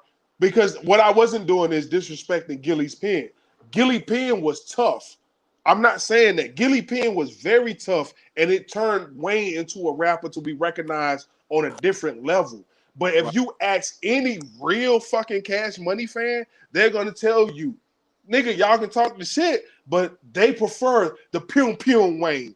Like, nigga, we want the sound effects Wayne. We don't like that bullshit that Wayne had going on when he went with Gilly, or when he went with Young Money. Wobbly, they want that more. Okay. Yeah, nigga. Yeah, nigga. That person. Yeah. That wobbly Wayne will end up where BG is at right now. Irrelevant. Juvie, irrelevant. Turk, irrelevant. No. That's where Wayne is irrelevant. Was going to. Turk was never relevant. Right. Exactly. Like, let's be honest. Turk was never relevant. BG was what pushed Cash Money along until Wayne became the other Wayne. How about Juvie? Juvie was what put Cash Money on. Okay. Like, listen, like everybody got their lane. Listen, that's what's great about the guys. Everybody has their lane. When we talking fucking Southern and we talking Cash Money No Limit, that is definitely my lane without a motherfucking doubt. Juvie is the reason that Cash Money got the deal. BG is the reason Cash Money kept the deal. Lil Wayne is the reason that the deal was extended. Okay. And elevated. No, it wasn't elevated. Go look at the stats. It wasn't elevated. Go look at the money. All of those guys had records. They all did. You can't front on that they had good records, all of them. You know what I'm saying? That's one thing I gave credit to Cash Money, no matter who you talking about. They had good records. Even Birdman, who can't rap for shit. You know what I'm saying? He still had good records. Like, you gotta give credit where credit is due, man. They had them beats like on deck, and they had heaters like all day long. You know what I'm saying? So that's what it was. You know. So with that said, do you guys? I got a question. Go ahead, Murray. Go ahead. So Dre, you picked No Limit, right? Yeah, I picked No Limit. Yeah, I picked No Limit. Are you picking No Limit because they put out 100 records per year? So No, they no. automatically had the biggest catalog. I'm picking No Limit because when you talk quality, I'm talking, and again, this is why I hate doing it in this setting, because we have two niggas that's from up top and they not gonna give the same respect that my niggas down south is gonna respect. So when you talk, if you talk to a Charleston nigga, you talk to a Somerville nigga, a North Charleston nigga, a fucking, Georgetown nigga, if we talking Cash Money No Limit, it's gonna be No Limit. And the reason why I say that, you go with Mystical. Mystical had a fucking Southern classic. You go with Mac. Mac had two fucking undisputed Southern fucking hip hop albums that were just truth. You know what I'm saying? Or you go with C Murder. Or you go with the No Limit fucking collaborations when we're talking about the Soldier songs. We're talking about No Limit Soldiers, Return of the Soldier, all that shit. No Limit was better in that sense. You know what I'm saying? When I'm talking No Limit and Cash Money. Now, I was the bigger fan of Cash Money, easy. It wasn't close. Like I said, I was walking around in motherfucking Jabos. I had the fucking soldieries. I had the white tee. I had the chain. I was a fucking Cash Money millionaire in my mind. But also, what we're gonna do is right now we're gonna jump into our motherfucking PD is on the line and he's gonna give us his take. And right now he's doing like this, so that means he disagreed with what Dre got to say, but at the same time, he likes the Falcons, so that lets you know everything. This dude right here, man. I mean, damn! I come on the show and that's the introduction right there. I was actually going to back you on BG. I was about to actually back you on BG. My bad. We were singing your praises. We were singing your praises. I'm taking sideline. We were singing your praises. Nah, the hell you say? Hey, for everybody who don't know, this is Mr. Danny Thompson. He does Around the Association. You can catch him on the 3-Point Conversation. This is the guy that given us the opportunity to spread our wings, and we're flying on Zingo TV starting next Wednesday. Hey, welcome to the show, Mr. Danny Thompson. That was pretty good, Dre. I mean, you know what? That's a good makeup. You still ain't shit. But listen, all I'm gonna say is this: Cash Money. I love Cash Money. All right, but No Limit's on a completely different level. All right, comparing the two. But I will say is BG was the shit. I don't care what none of the three y'all say. You don't know nothing because y'all ain't from the South. BG was the shit though. That's all I got to say. Hey, Dre, fix the goddamn camera. Fix what camera? Well, Danny went sideways. So, BG. Yeah, Sean, you from you don't understand BG. You can't hear him. Hey, Sean, you know what though? I'm surprised that you don't give BG more love. I'm like, he was on that Prodigy joint. You know what I mean? And BG tore that shit up. You know what I mean? Like on Prodigy joint. And you laughed at Mac. It is what it is. But Mac, he got with Nas on the song. Mac and Nas are on the song. Check it out. It's on Only God, whatever piece shit was called.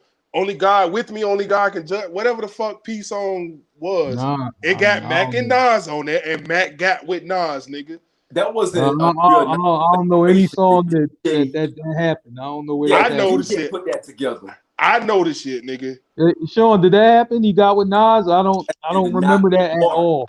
The DJ took one of Nas' old verses and no, put it nigga. on that joint. No. Hey, stop being this damn selective memory be killing me. So he took 16-year-old Nas verse and then put it. Okay, I got you. Put it y'all on disrespectful. Y'all disrespectful. Halftime Nas, live at the barbecue Nas. Okay, cool, got you. That's where it came. Okay, that's all I need to know. All right, cool. We cannot confirm that. Y'all, I can confirm it, motherfucker. Y'all are so disrespectful. Completely. I'm gonna say this.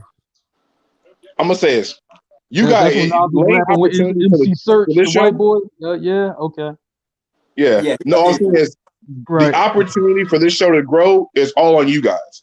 So I want to give you guys the props for doing this. Thank you, Dre, for showing that. Mm-hmm.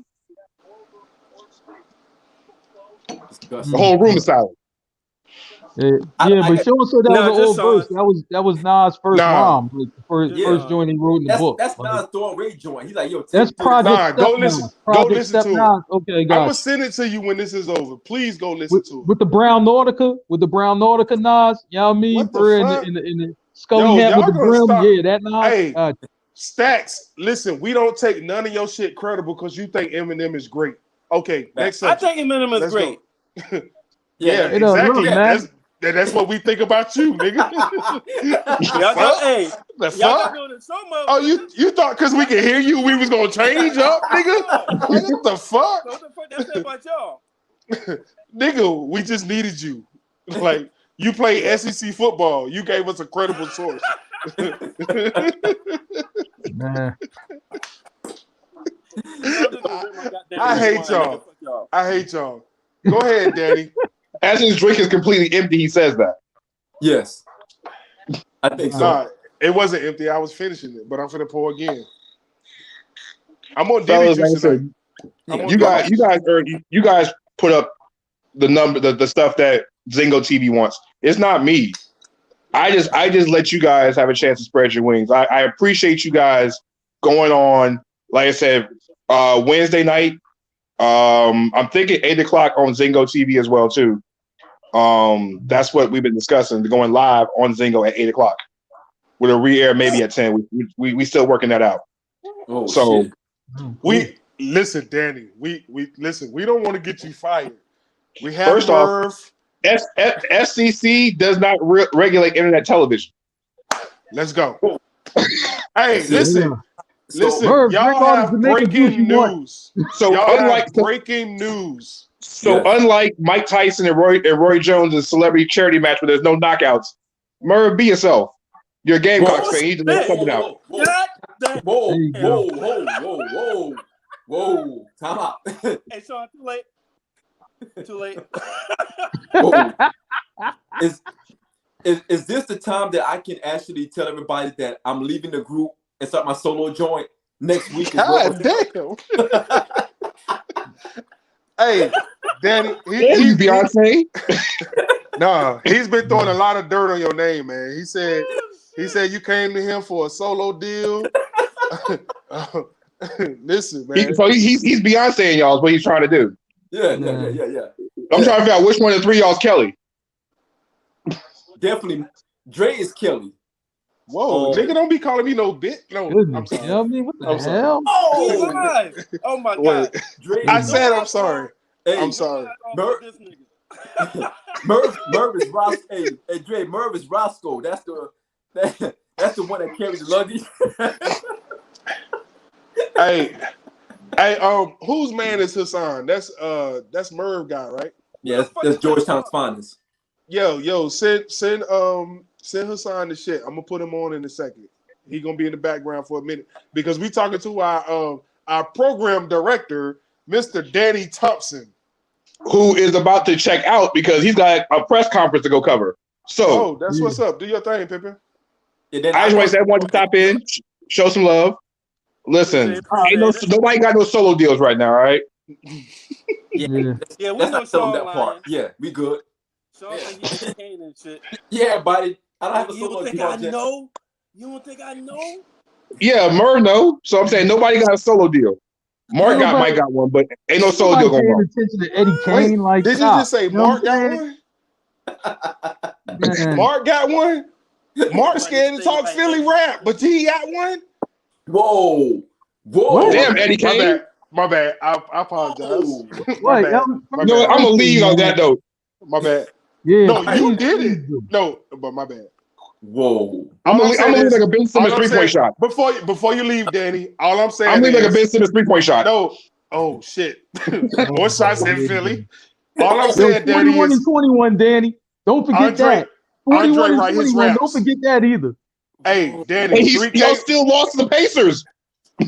Hey man, the guy was hot. You know what I mean? What can I say? He was hot. He's the leading scorer in the bubble. Danny, 3K write his raps. Can you say the same about Questlove? Whoa. Say that again? Oh, my say bad. Again? My bad. I ain't say that. Hey, Danny, I appreciate you joining on. I appreciate all the opportunities. Yeah, let me go jump to this press conference. I mean, I gotta talk to. Yeah, I'm out here. I'm out this piece. All right. Too hot for me. Pause. All right, Danny. I'm like, man, here Yo, we go with Merv, Philly boy, shit slander. on I don't even NTV. know where y'all even get this shit from. You know what I'm saying? We about to get into I'm Hey, just that. like, Merv, man. So y'all know what? Merv, hold up, Merv, hold up. Whole boy said on In Too Deep. He's like, what was that? What was that? What was that, Dre? I don't know what you're talking about. I just want to say, hey, Stacks, I see you. We're gonna get to you in a minute. I'm finna let Sean do his thing. I'm not ignoring you, Stacks. Yeah, But- I think we get the transition real quick because you brought something up unbeknownst to all of us. I didn't do nothing. You talking about this ghostwriter thing we was going to talk about anyhow. No, Oh, I boy. said Ghostface and Raekwon. No, you did not. Here go the bullshit right here. This is I a could Ghostface dispel, I and could dispel this shit very quickly. This is a You know what I'm Ghostface saying? and Raekwon album. I said No, Ghostface and no, you Raekwon. said Here we go with the bullshit, No, man. you said Go three real stacks. Do Oh not. yeah, I said have three stacks. I said three stacks write his own shit. Yeah, that's what I said. Why did you say that? Oh, I just said that, because there's a rumor going around. Oh, and that's what and- we doing? And That's there's what we listen to someone now? there's someone who has some actual factuals by the name of Miss Jaguar Wright, and she said that She allegedly. yeah, no, she didn't allegedly say, she said it. No, she said it, but she's allegedly. Yeah, Yeah. she's alleging that Accusing Questlove and Mr. What's his name? I think his name was Tyreek Trotter. They don't write their own raps. Yeah, okay. You know what I'm saying? That got dispelled pretty quickly, but it's okay. So how though. was it dispelled, Mark? How was it dispelled? Nah, because you could talk to any MC that came out of Philly, and they all said that. They were just like, nah, They said Black what? Thought Though? Black Thought writes all his own shit. You know what I'm saying? Now, I will tell you, and I said this before, when the Roots started, right? Anybody who really knows hip hop, Malik B was like the top dog. Rest in peace, Malik B. But he was like the guy, right? And then Black Thought, he got better and better and better and better, right? So everybody doesn't start out the top. I mean, look at Styles P. Styles P, called up the Jadakiss. You know what I'm saying? Whoa, wait, what? Styles P did now. what? You Now, think Styles right? P is on the same? Now, I ain't talking. I ain't talking through the. No, I'm talking right now too. So you right now you Styles got P, Styles and Jada P, side by side, and I'm saying Sheik is in the bellow. He's right near him. He's right near him right now. I can't. As far as what? But what I'm saying is that guys get better and better, and this is what happened with Black Thought. He kept getting better. Now, to Jaguar's point, she's speaking on 04, right? That's 16 years ago. Now if you listen to anything Black Thought did between then and now, if you're telling me he didn't get better, I'm just gonna question your ear on hip hop altogether. Easy. If you're telling me he ain't get better. Because he's got way better. Now, also, for something that Jaguar has spoken to, she was just like, yeah, the vibe of the Roots music changed. And I agree with that. It was like more, back then it was more street soul. That's really what the Roots were, right? Then they kind of evolved into more, like a global type of, of sound, beat, group, everything like that. And they kind of moved towards that. So that's why you got all them songs with John Legend, and you got songs, with different singers and things like that, right? Now, me personally, do I like, the old Roots style, based, to this one? Yeah, but you know what though? I'm always for growth though, right? So if you grow and your music moves and it keeps moving and you're touching the world, like how can you not respect that? And then Black Thought got better as an MC, so how can you not respect that? Here's okay. No, go ahead, Sean. Go ahead. Before we move on, people may not know who Jaguar Wright is, so I know we're saying her name loosely. Yeah. She's not well known globally, in my opinion. I think some people still don't know who she really is. So everyone's opinion. Okay, I can answer that. Jaguar Wright, dope singer. Right. I want to play a snippet so that everybody can kind of get a feel for who she is. She played a huge role on Jay-Z's Unplugged album. Yeah, absolutely. She actually killed it. It was a live recording. She did a really good job as a backup singer. The Roots was there as well. Nas had some choice words for her because she sung a little bit too heavy in one of those songs. Can I ask a question? Can I ask a question? Yeah. Did she play a huge role, or did she just play like a tough role at like a certain point? The reason why I say she played a huge role in that Unplugged joint is because she sang live on every song and she harmonized on every song. The songs that Jay selected, it was specifically done to fit the whole backdrop of the Roots being there as a live band, and with her singing ability as an artist at that time. I'm gonna ask you when this is over. I want to ask you a question. Go ahead. When this is over, I want to ask you a question. Don't do nothing else before I ask this question. Go ahead. Okay. So I'm gonna play the snippet real quick so everybody can kind of get an idea of who she is. Ain't no love in the heart of town. One more time.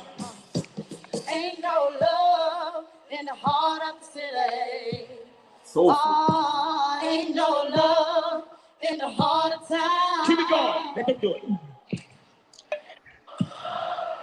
So I just want to play a little bit of that because that song, Ain't No Love in the Heart of the City, it represents, if you think about that song, and Mark, you can agree or disagree here, but that song captures the essence of Philly in the winter, because you're talking about a soulful song that has a lot of hurt, a lot of soul in it, and it captures that. It captures that Philly aggression in the winter, and when she sung it catches the whole year, because that's Philly the whole year.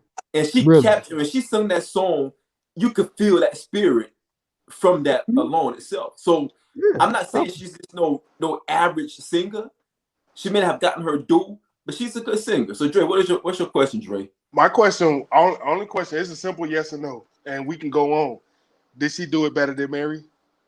Mary did it on Encore. I don't remember the name of the fucking Fade to Black. Mary did it on Fade to Black. Did she do it better than Mary? Mary is Mary, man. What are you talking about? I'm not even a Mary fan, so I'm asking honestly. Did she do it better than Mary? Yes and no. Boy, stop. No. All right, we can go on. I'll say yeah. I said yes and no. Yeah, she did it better than. Okay. Mary is Mary. I don't even want no explanation. Let's go on, man. I don't think. No, you say yes or no, so nigga, yeah. You know, that's it. Mary. No, I got you. I'm saying you said yeah. Man, yes or no, man. He just said no explanation, man. Yes or no. Yeah. Ain't that goddamn hard? You can't throw that out there and just don't say explanation. You can't just throw that out there. No, yes, the fuck you can't. No, yes, no, but y'all, he asked me a question, but then he give his react. Oh, right. You do all this shit. You know what I mean? Get out of here, boy. All right, well, go ahead. Give me your explanation. How is her shit better than Mary? No. Talk to me. I'm just saying no explanation, but I'm just saying, you talk to me. Answer Talk to me. How is her shit better than Mary? No, we're not saying. Listen, first thing I like to do. You said yes or no. He said yeah. So how was it better than Mary? No, I liked it in the setting, with Jay-Z on the Unplugged. I think, it just fit that whole thing, so that's why I liked it better. I liked it because I liked the setting better. I liked how it was set up better. This doesn't really speak to is she a better singer than Mary or a better artist? It doesn't really speak to that. It speaks to this one song, this one lyric. You know what I'm saying? I think the way it was set up, I like Jaguar. And on that song, I like Jaguar. All right. Where Jaguar from? Philly. She from my city, yo. Exactly. All right, carry on. Hey, man. Hey, Mark. Real question: have you ever went against somebody non-Philly? Have you ever chose somebody over Philly? Man. Listen. I went against Meek Mill, with Drake on that back-to-back shit. So you know what I'm saying? He did. He did. Nah, I don't remember that shit. This was I long time remember. ago. I remember Drake can't come back to motherfucking Philly. No, AR-Ab gonna have his no, ass. no, listen. No, I'm finna go. I'm going to SNS tonight. That's just a true story. I'm talking about when Back to Back came out, and then Meek had his response. Meek response was not better than Back to Back. Nobody in Philly co-signed that shit. I hated Meek's response. He did Oh, like so you 3 just- responses to actually get one good one. So You know you what I'm just saying? roll with Philly. You just roll with Philly. Yeah, I roll with Philly. Of course I do. But I'm just saying I can't just like, yo, I'm gonna co-sign Meek's response when his response wasn't good enough. You know what I'm saying? my Who bad. does that? He My did. bad. I took us off target. I was just asking who was better. My bad. Okay, you know what I'm saying? So we got Stacks out there waiting, right? Yeah. Bring Stacks in. He's about to hit the home stretch. Hey, yo, Merv, I got a question first and foremost. Damn, nigga, you can't come in and say, "Hey, what's going Right. on? How y'all doing?" That I'm gonna just, get your hey, ass in a Merv, I got a second, question. Like, I'm what gonna the fuck? get to your ass in a second. The fuck is But, going on here? But you really had to ask Mark where she was from. Philly folks are really biased towards their people, like 100%, Oh boy. like 100% of the time. I don't even know why. When I knew where she was from before he said where she was from. Stacks, that's why you're not a member of this group. You're a family member. I see you brought my ass back in. Didn't you? He knew where she was from. He was proving a point. I'm with Merv on this one now. He was proving a point. It was more of a sarcastic Y'all question. motherfuckers, man. God damn. It was a sarcastic question. So All right, next question, motherfucker. You know what I'm saying? Y'all getting on my nerves. God damn. No, so the fact that again, That's how you feel? the allegations are out there. He need to We'll smoke see something. how this thing transpires. She has some Nah. other allegations out there we're not going to get into. But that was the definitely biggest not. thing that came up. Mhm. Now, with that said, Snoop also made mention that Jay-Z wrote all of Still Dre. I mean, he said that Jay-Z wrote his verse, Dre verse, and the hook. What do you guys think about? Does that take anything away from Snoop? That was surprising to me. I was actually surprised to hear it. You know, not that like it couldn't be done, but like, yeah, and he wrote everything. Like your verse too, like, you know what I'm saying? I don't think it takes anything away from Snoop. Snoop's still a dope artist. He's been dope, way before that song. But it was just surprising to me, it was just surprising. I just couldn't believe it. Like, hey, you wrote that? And I'm just like, but then I went back and listened to it, right? To see, like, all right, let me see if I can catch some Jay-Z in there. And if you go back and listen to the song, you catch some Jay-Z in there. You like, yo, like that catch trips all me of out. these. Like shit like that trips me out, though. Right. Especially when you go back and listen to it. You catch a lot of Jay-Z in that. So, Merv, do you think that with Snoop being champion for being honest about what's going on, do you think that Drake, the flack that Drake got for the allegations of him being a ghostwriter, do you think that hurt him still? Or do you think we should take a look at it a little bit differently now? Shit, I didn't look at it as a big deal on during that time. Man, there's a lot of motherfuckers in the hip hop industry that got ghostwriters. It's really, in my opinion, I think it's more people with ghostwriters than people without ghostwriters.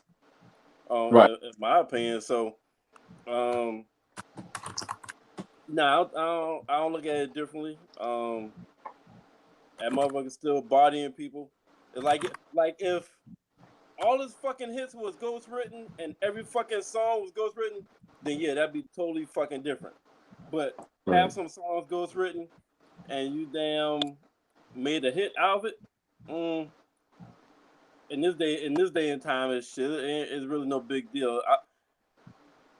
Back in the day, it was a lot of pride. Where it was like, nah, nigga, I write my own shit. But over time, that shit's kind of went away. The competitiveness and the pride in that shit kind of went away, in my opinion. So, in 2020, it's really not a big deal. Now you go back. Let me say one more thing. Yeah, let me say one more thing real quick. You know, with this ghostwriting thing, right? I'm just like, you know, I think like it really gets misconstrued in a sense. Like if somebody helps you with a concept, they get a writing credit on your album, right? So I'm just Right. like, you know, is like a lot of things can be considered ghostwriting. I'm like, from our era, we consider like somebody wrote your whole shit. That's ghostwriting, right? If somebody, you know, came up with a concept, or even somebody gave you the hook for your song and you wrote the whole fucking rhyme, it doesn't mean it to me. That's not like yo ghostwriting. Ghostwriting to me is they wrote your whole shit. I agree. That's ghostwriting. Yeah. That's all I want to say. Like what Jay-Z did with Dre and Snoop. Right. Yeah. Right. I mean, that's Jay-Z, so I mean, God MC. So what do y'all expect? The fuck. So since you said a God MC, Yeah. Merv brought to my attention that the true God MC, the authentic God MC, Nas, was in the studio with Dr. Dre. So Merv, when you first saw that pic, what were your thoughts, man? When I first saw that shit, I was just like, yo, that shit about to be fire. You got Dre production, for a whole solo album. You got Nas over Jay-Z for real? So With we're Nas- not with Nas we not gonna talk about the last time But- that Jay-Z wait a and minute, that Nas. Wait a minute, was this a pick from the Detox Go ahead. No, album thing or no? Now this is New new. pick? This is new pick. Hey, hold up. First of Okay, all, all right, I'll just ask. I posted the article in our goddamn Facebook page. Y'all need goddamn read our No, article. I know what you're talking about. I'm just saying we're gonna skim over, you know, the last time that fucking Dr. Dre and Nas got together. You know what I'm saying? So being that you said that, Dre, this is one of the joints that they actually did together. I'm tired of these niggas stealing beats. Niggas is peg. Just let that be that. Trash. This is of that murder I wrote. A provocative plan could bring a knot to my hand as the pyramids to stand on the top of the sand. You remember this, Dre? Like Farrakhan said, we need atonement. Bulletproof black. That's enough, Dre. Go look at that song up. It's called Nas Is Coming. Put that in Nigga, your I dip. know the name of it. Nigga, Just fuck making you. sure. I'm just Was making that, sure. was that on It Was Written or which album was that on? It was written. Nas' second album. Unpopular opinion. I got y'all gonna kill me for this, but I like It Was Written better than Illmatic. That's just me. We No, do I can dig too. it. I can You know what I dig it. mean? Shit, yeah, we do too. I put me personally. I put Illmatic is not that great. Oh boy, you know what I mean? It Was Written is one of my favorite rap albums Can you of all mute time. him? That Can you mute him? kill me for that. Yo, real talk, Dre. We'll talk after this, man. We'll talk after this. It's all love. You know, Hey, throw me listen, off. I can't go to Hey. Philly and I can't go to Queens. It's all good. Nigga, you can't go nowhere. Like, Hey, real you can talk. come here, just don't start no shenanigans when you here. That's it. Exactly. I got to step aside. That's it. Right. Like, damn, man, Drake catching it. Oh, my bad. Listen, let me say this about Nas, and I will agree. Don't do it, I'm man. gonna agree with Nas. Part of the problem with Nas is his picking of production. This nigga right here. But no, you're saying this nigga here, but this is something that Nas has said himself. And so when you talk about lyrics, I agree. Nas is one of the greatest, hands down. If you talk about if you take lyrics and you just take them from the beat, you separate them, you take the song concept, separate them, and everything, and you just get a motherfucker spitting, kind of like URL. Nas would be one of my greatest, but the fact that his ear is so off, that is why I don't rock with Nas so much. That is why I can't listen to the Nas. So you value production over you value production and beats over lyrics? No. I don't value production over lyrics. I value them together. So that is why when you get like when you get 3K is so much greater when he's rapping over a motherfucking organized noise beat. Like he's still great in my opinion, but when he's over an organized noise, there's no stopping him. You know what I'm saying? No. I do Some guys, I mean, can't rap on beat. I mean, they might be lyrical as hell, but then once you put a beat on, they can't do shit. And Yeah, I'm Jadakiss sorry. might have, That's rap 101. You should be able to do it. We talking about Nas right now though, but Oh. I'm kind of falling on the same line with Dre, man. Like I think that's one of the things that kind of holds him back. I think that what separates him between him and Jay-Z. His production and his album lyrics. I'm not talking about lyrics. I'm talking about both. Because I like lyrics. I like content.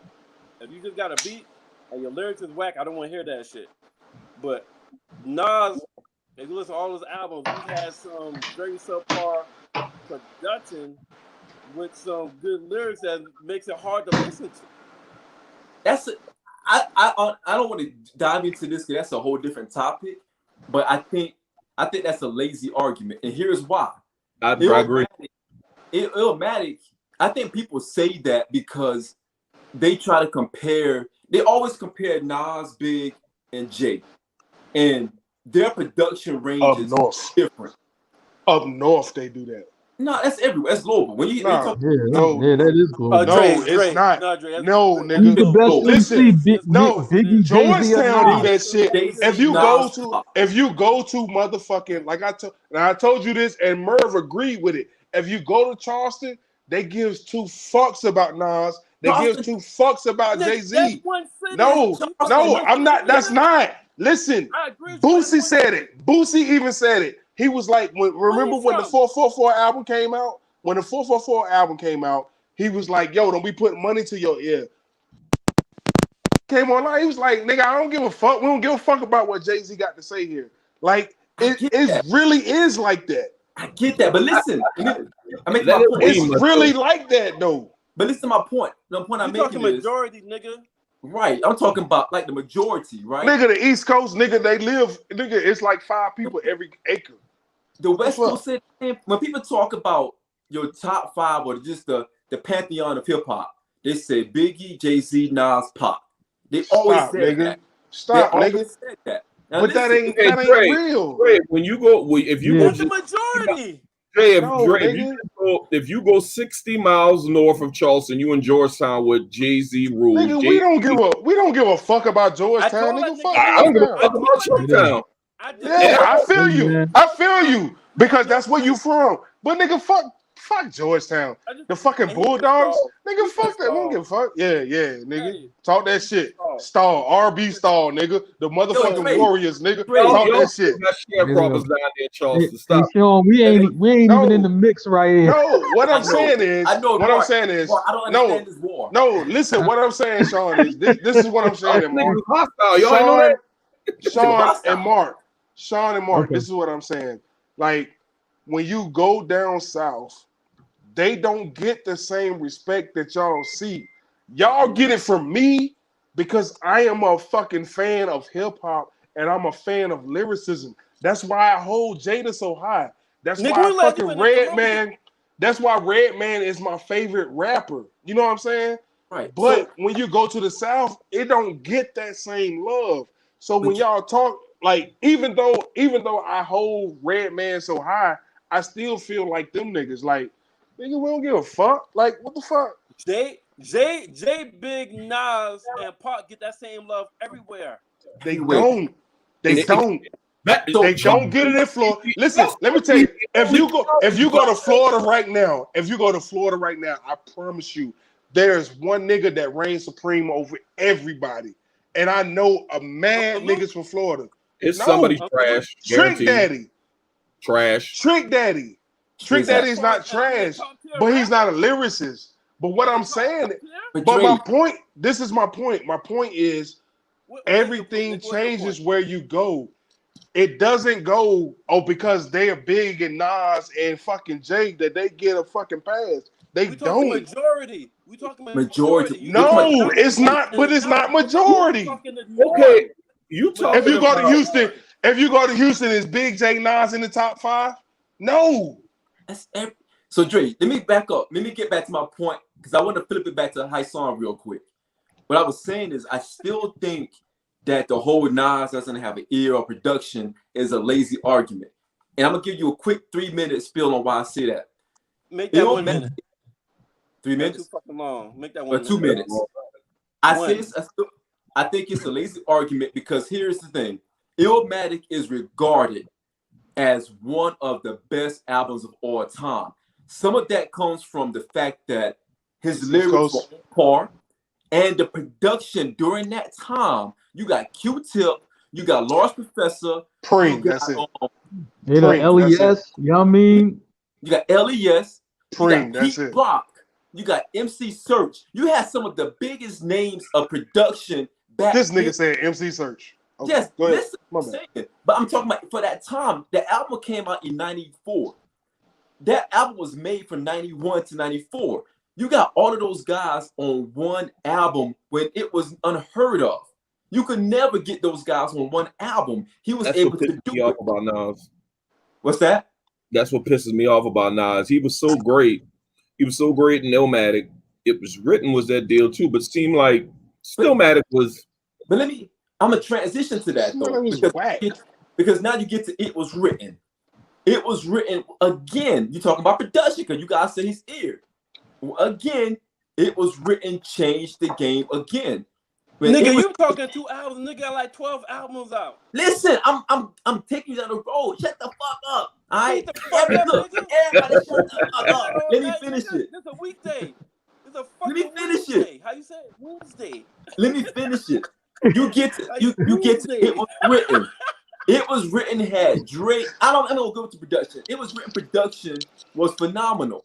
Jay-Z changed his whole pattern after it was written drop because of the production of it was written. No one was messing with Track Masters. No one from the East Coast was messing with Dre because it was written, started that trend. So then he took time off again and went to I Am. I Am album was the most leaked. It was the first hip hop album ever that was leaked. That whole entire album was leaked. So every song that he put on that album, it was a last minute scramble. You go back to the Lost Tapes and some of those songs, which people who listen to hip hop, they consider the Lost Tapes album as one of those dope albums and one of those classic albums. And those songs were supposed to be on I Am. I'm not going to go no further than that. I'm just saying it's a lazy argument to say that Nas has poor production. He had nigga, all I heard was excuses. He had a couple of albums. I would give you Nostradamus was not a well-produced album. I would give you that. But I like Nostradamus. I would give you the double C I that he ain't came out like with. Yeah, Wasn't that good? I would give you that. But you can also go down the line for so many other artists who did the same thing. You can go down the line and you can look at Kingdom Come by Jay-Z, who was mainly produced by No ID. That was a bad album. It was a bad album. No. It's a difference. No, it's a difference, Sean. With Jay-Z, that is not the norm. The norm with Nas is he doesn't pick good songs. That's the difference. That's the norm when it comes to Nas. When you talk about, okay, so my top 5, when you talk about 3K didn't put out songs that had bad production. Biggie didn't put out songs that had bad production. Jay-Z put out 2 albums with bad production. 3. Now I'm gonna say 2. 3. What 3? I'm gonna say Kingdom Come and I'm gonna say Magna Carta. Magna Carta. Don't forget about the joint that has Sunshine on it, the second CD. No, volume 1, volume 2. No, Oh, you are tripping. The album with Lucky Me and You Must Love Me and Rap Game, Crack Game. You on crack? Yeah, you tripping. And Sunshine. And Scarface did not have bad production. So that is a I feel like that is an argument that is reserved for Nas. And I think saying that it's a cop out or it's a weak way out, I think that's a way to try to boost up Nas. That's my personal opinion. I still think it's a lazy argument. I've always said it was a lazy argument because Kiss said it best. Kiss said, I don't help the beast. I mean, the beast don't help me. I help the beast. It's not down south. They want to hear that bang in the trunk. So the biggest focus on all the Southern music is the beat. When you think about No Limit, the lyrics are trizash. But the beat, No. The lyrics- No. Hey, Sean, I'm co-signed from the Southern delegation. All lyrics from most lyrics from No Limit was trash. You're Yeah. absolutely Trash. It was right. trash. No. That shit You was go, trash. go listen to Mystical. Yep. Go listen to It was Mystical. Go listen to Mac. Why? Go listen to Mia. Go listen Why? to C Murder. I don't even Nah. waste my fucking Nah. gigabytes on that shit. Nah. I'm not downloading that. Hey, listen, man. We 2 hours in. We finna end this shit. Yo, So, let's go. why? Let's Well, end not this make shit. the ball go home. This is to be You gonna take the ball and continued. go home, right? Yeah. This to be continued. So Yeah. Stats, what's on your brain, man? Before we Nah, wrap just, up. looking forward to the battle this Saturday. What I will tell you, Dre, is that I love Redman as an artist. I just only reason I'm Eminem. I don't think you're giving Eminem enough credit, and I know that now based on what I've heard these last 2 weeks. I just don't think you value lyrics all that much. Whoa. I think you're too loyal to your region. I'm from the South just like you, but I like lyrics. I like lyrics. And All right. I have some stuff you're gonna have to listen to. So I want you to get the lyrics ears or not. This is what Everybody on all that bullshit that you used to. Nah. This is what I'm gonna say. First off, fuck you, fuck Georgetown, fuck South Carolina as a whole. But this is what I'm gonna say. Listen, my favorite rapper is Redman. If there's not a better lyricist than Redman. That's my favorite rapper of all time. First Whoa. off, that's what we gonna jump. Second of all, what I'm gonna say is I feel like the greatest rapper of all time is motherfucking Andre 3000. Nothing else needs to be said. So don't come in here into my platform questioning my love for lyrics. You know what I'm saying? All I'm saying is Eminem is trash. I have two people that are on this podcast right now that agree that Eminem is not in that top 15. And that's There's fine. another one. There's another one. No, Philly. shut up. I shut up. No. Listen. You on my platform. I shut up when you talking. So you gonna do the same for me.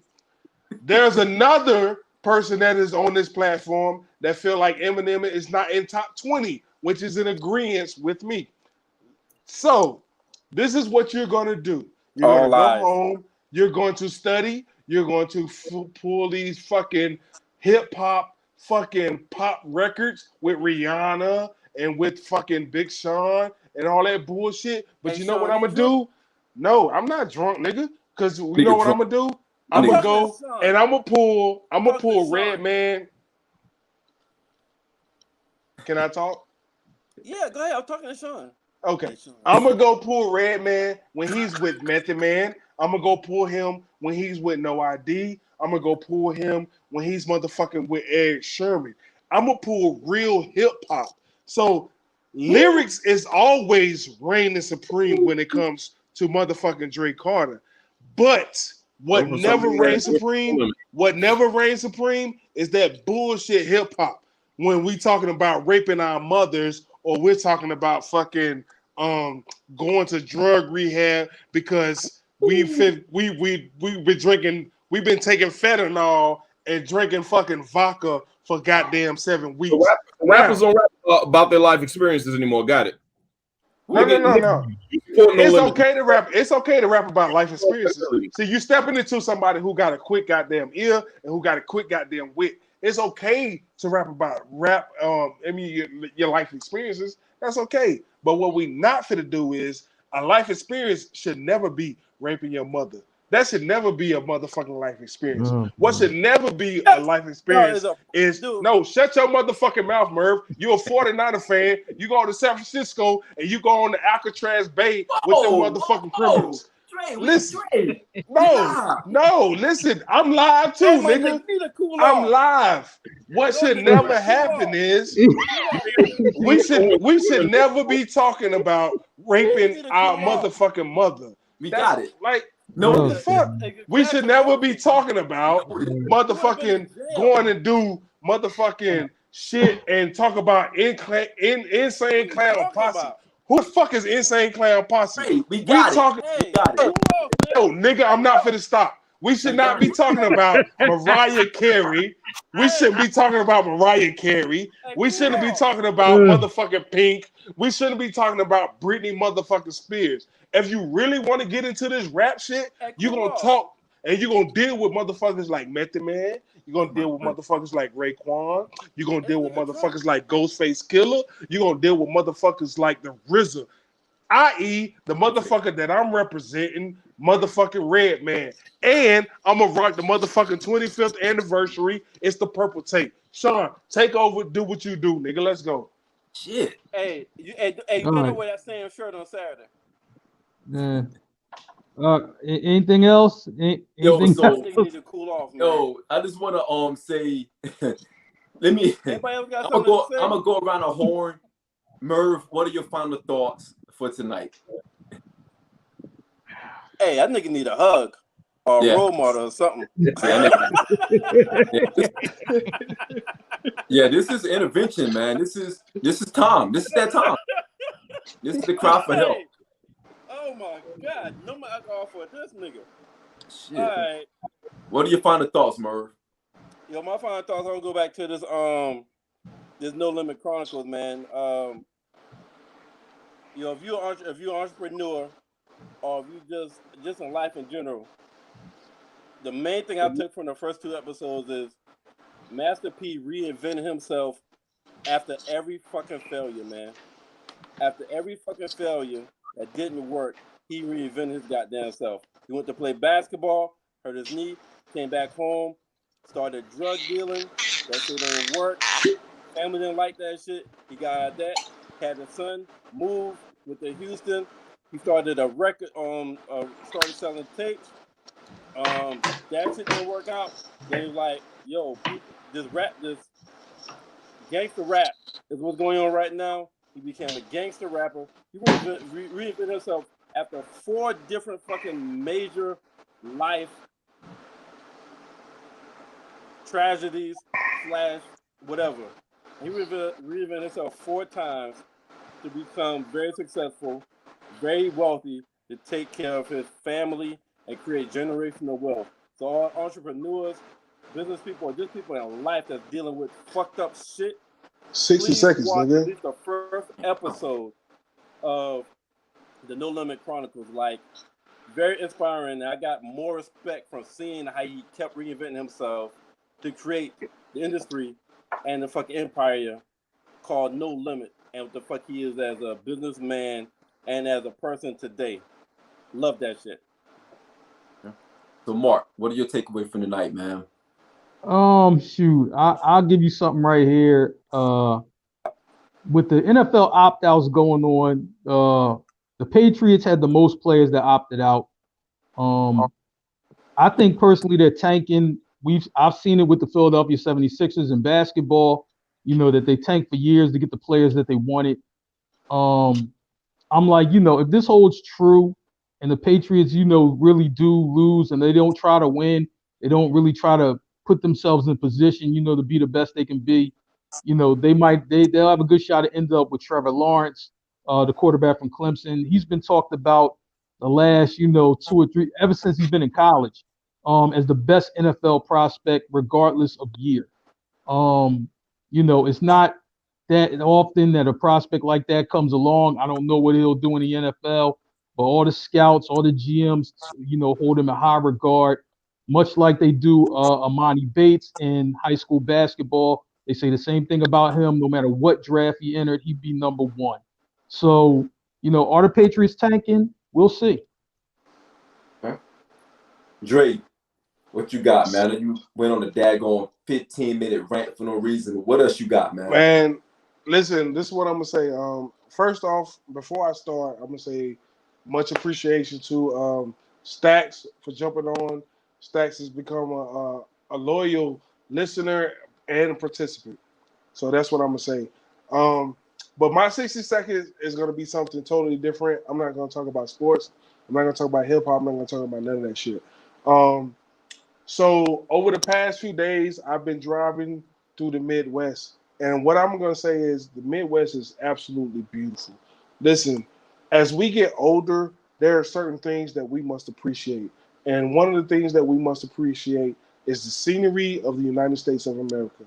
Most of us and that we meet and we deal with are coming from the East Coast, and we don't have the scenery that the Midwest or the West Coast has. But the past 3 days has been absolutely beautiful. I've driven through New Mexico, I've driven through Colorado, and I've driven through Texas, and I've seen some of the most absolute beautiful scenic pictures that you will ever see coming from the United States. So I want to give a big shout out to the Midwest and the West Coast for the things that I've seen over the past few days. Good deal. Good deal. Hey, Sean. Yes. I gotta piggyback off what Dre just spoke about, man.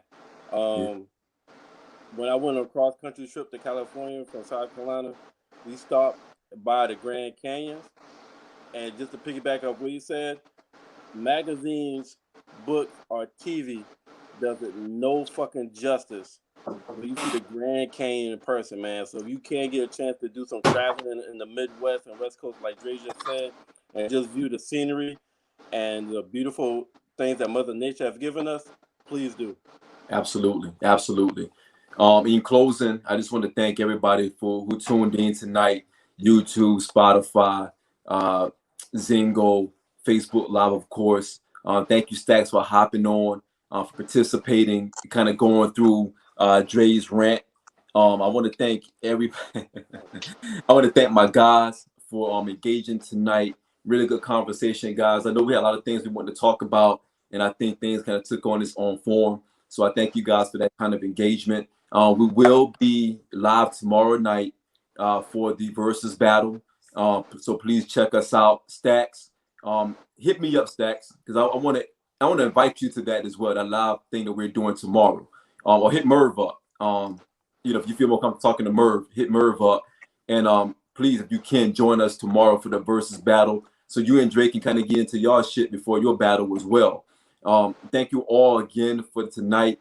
My biggest thing I wanted to talk about was the Cuban Link 25th year anniversary. Dre is rocking that shirt so well. Last week, Raekwon celebrated his 25th anniversary on August 1st.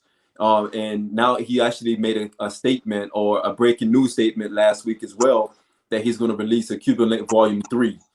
So I'm looking forward to that. Volume 2 was really good. He's going to wrap it up with Volume 3. So I think there'll be some good music that we should definitely be able to enjoy. But again, I just want to give a shout out to everybody out there, to my guys, Dre, Mark, Merv, our guests, Stacks, anyone else who out there who gave us a salute, Bias, everybody, all of you guys. Thank you so much. We'll see you tomorrow night on the versus battle. We'll give our critique, and salute to everybody. Have a good week, fellas. All right. Peace.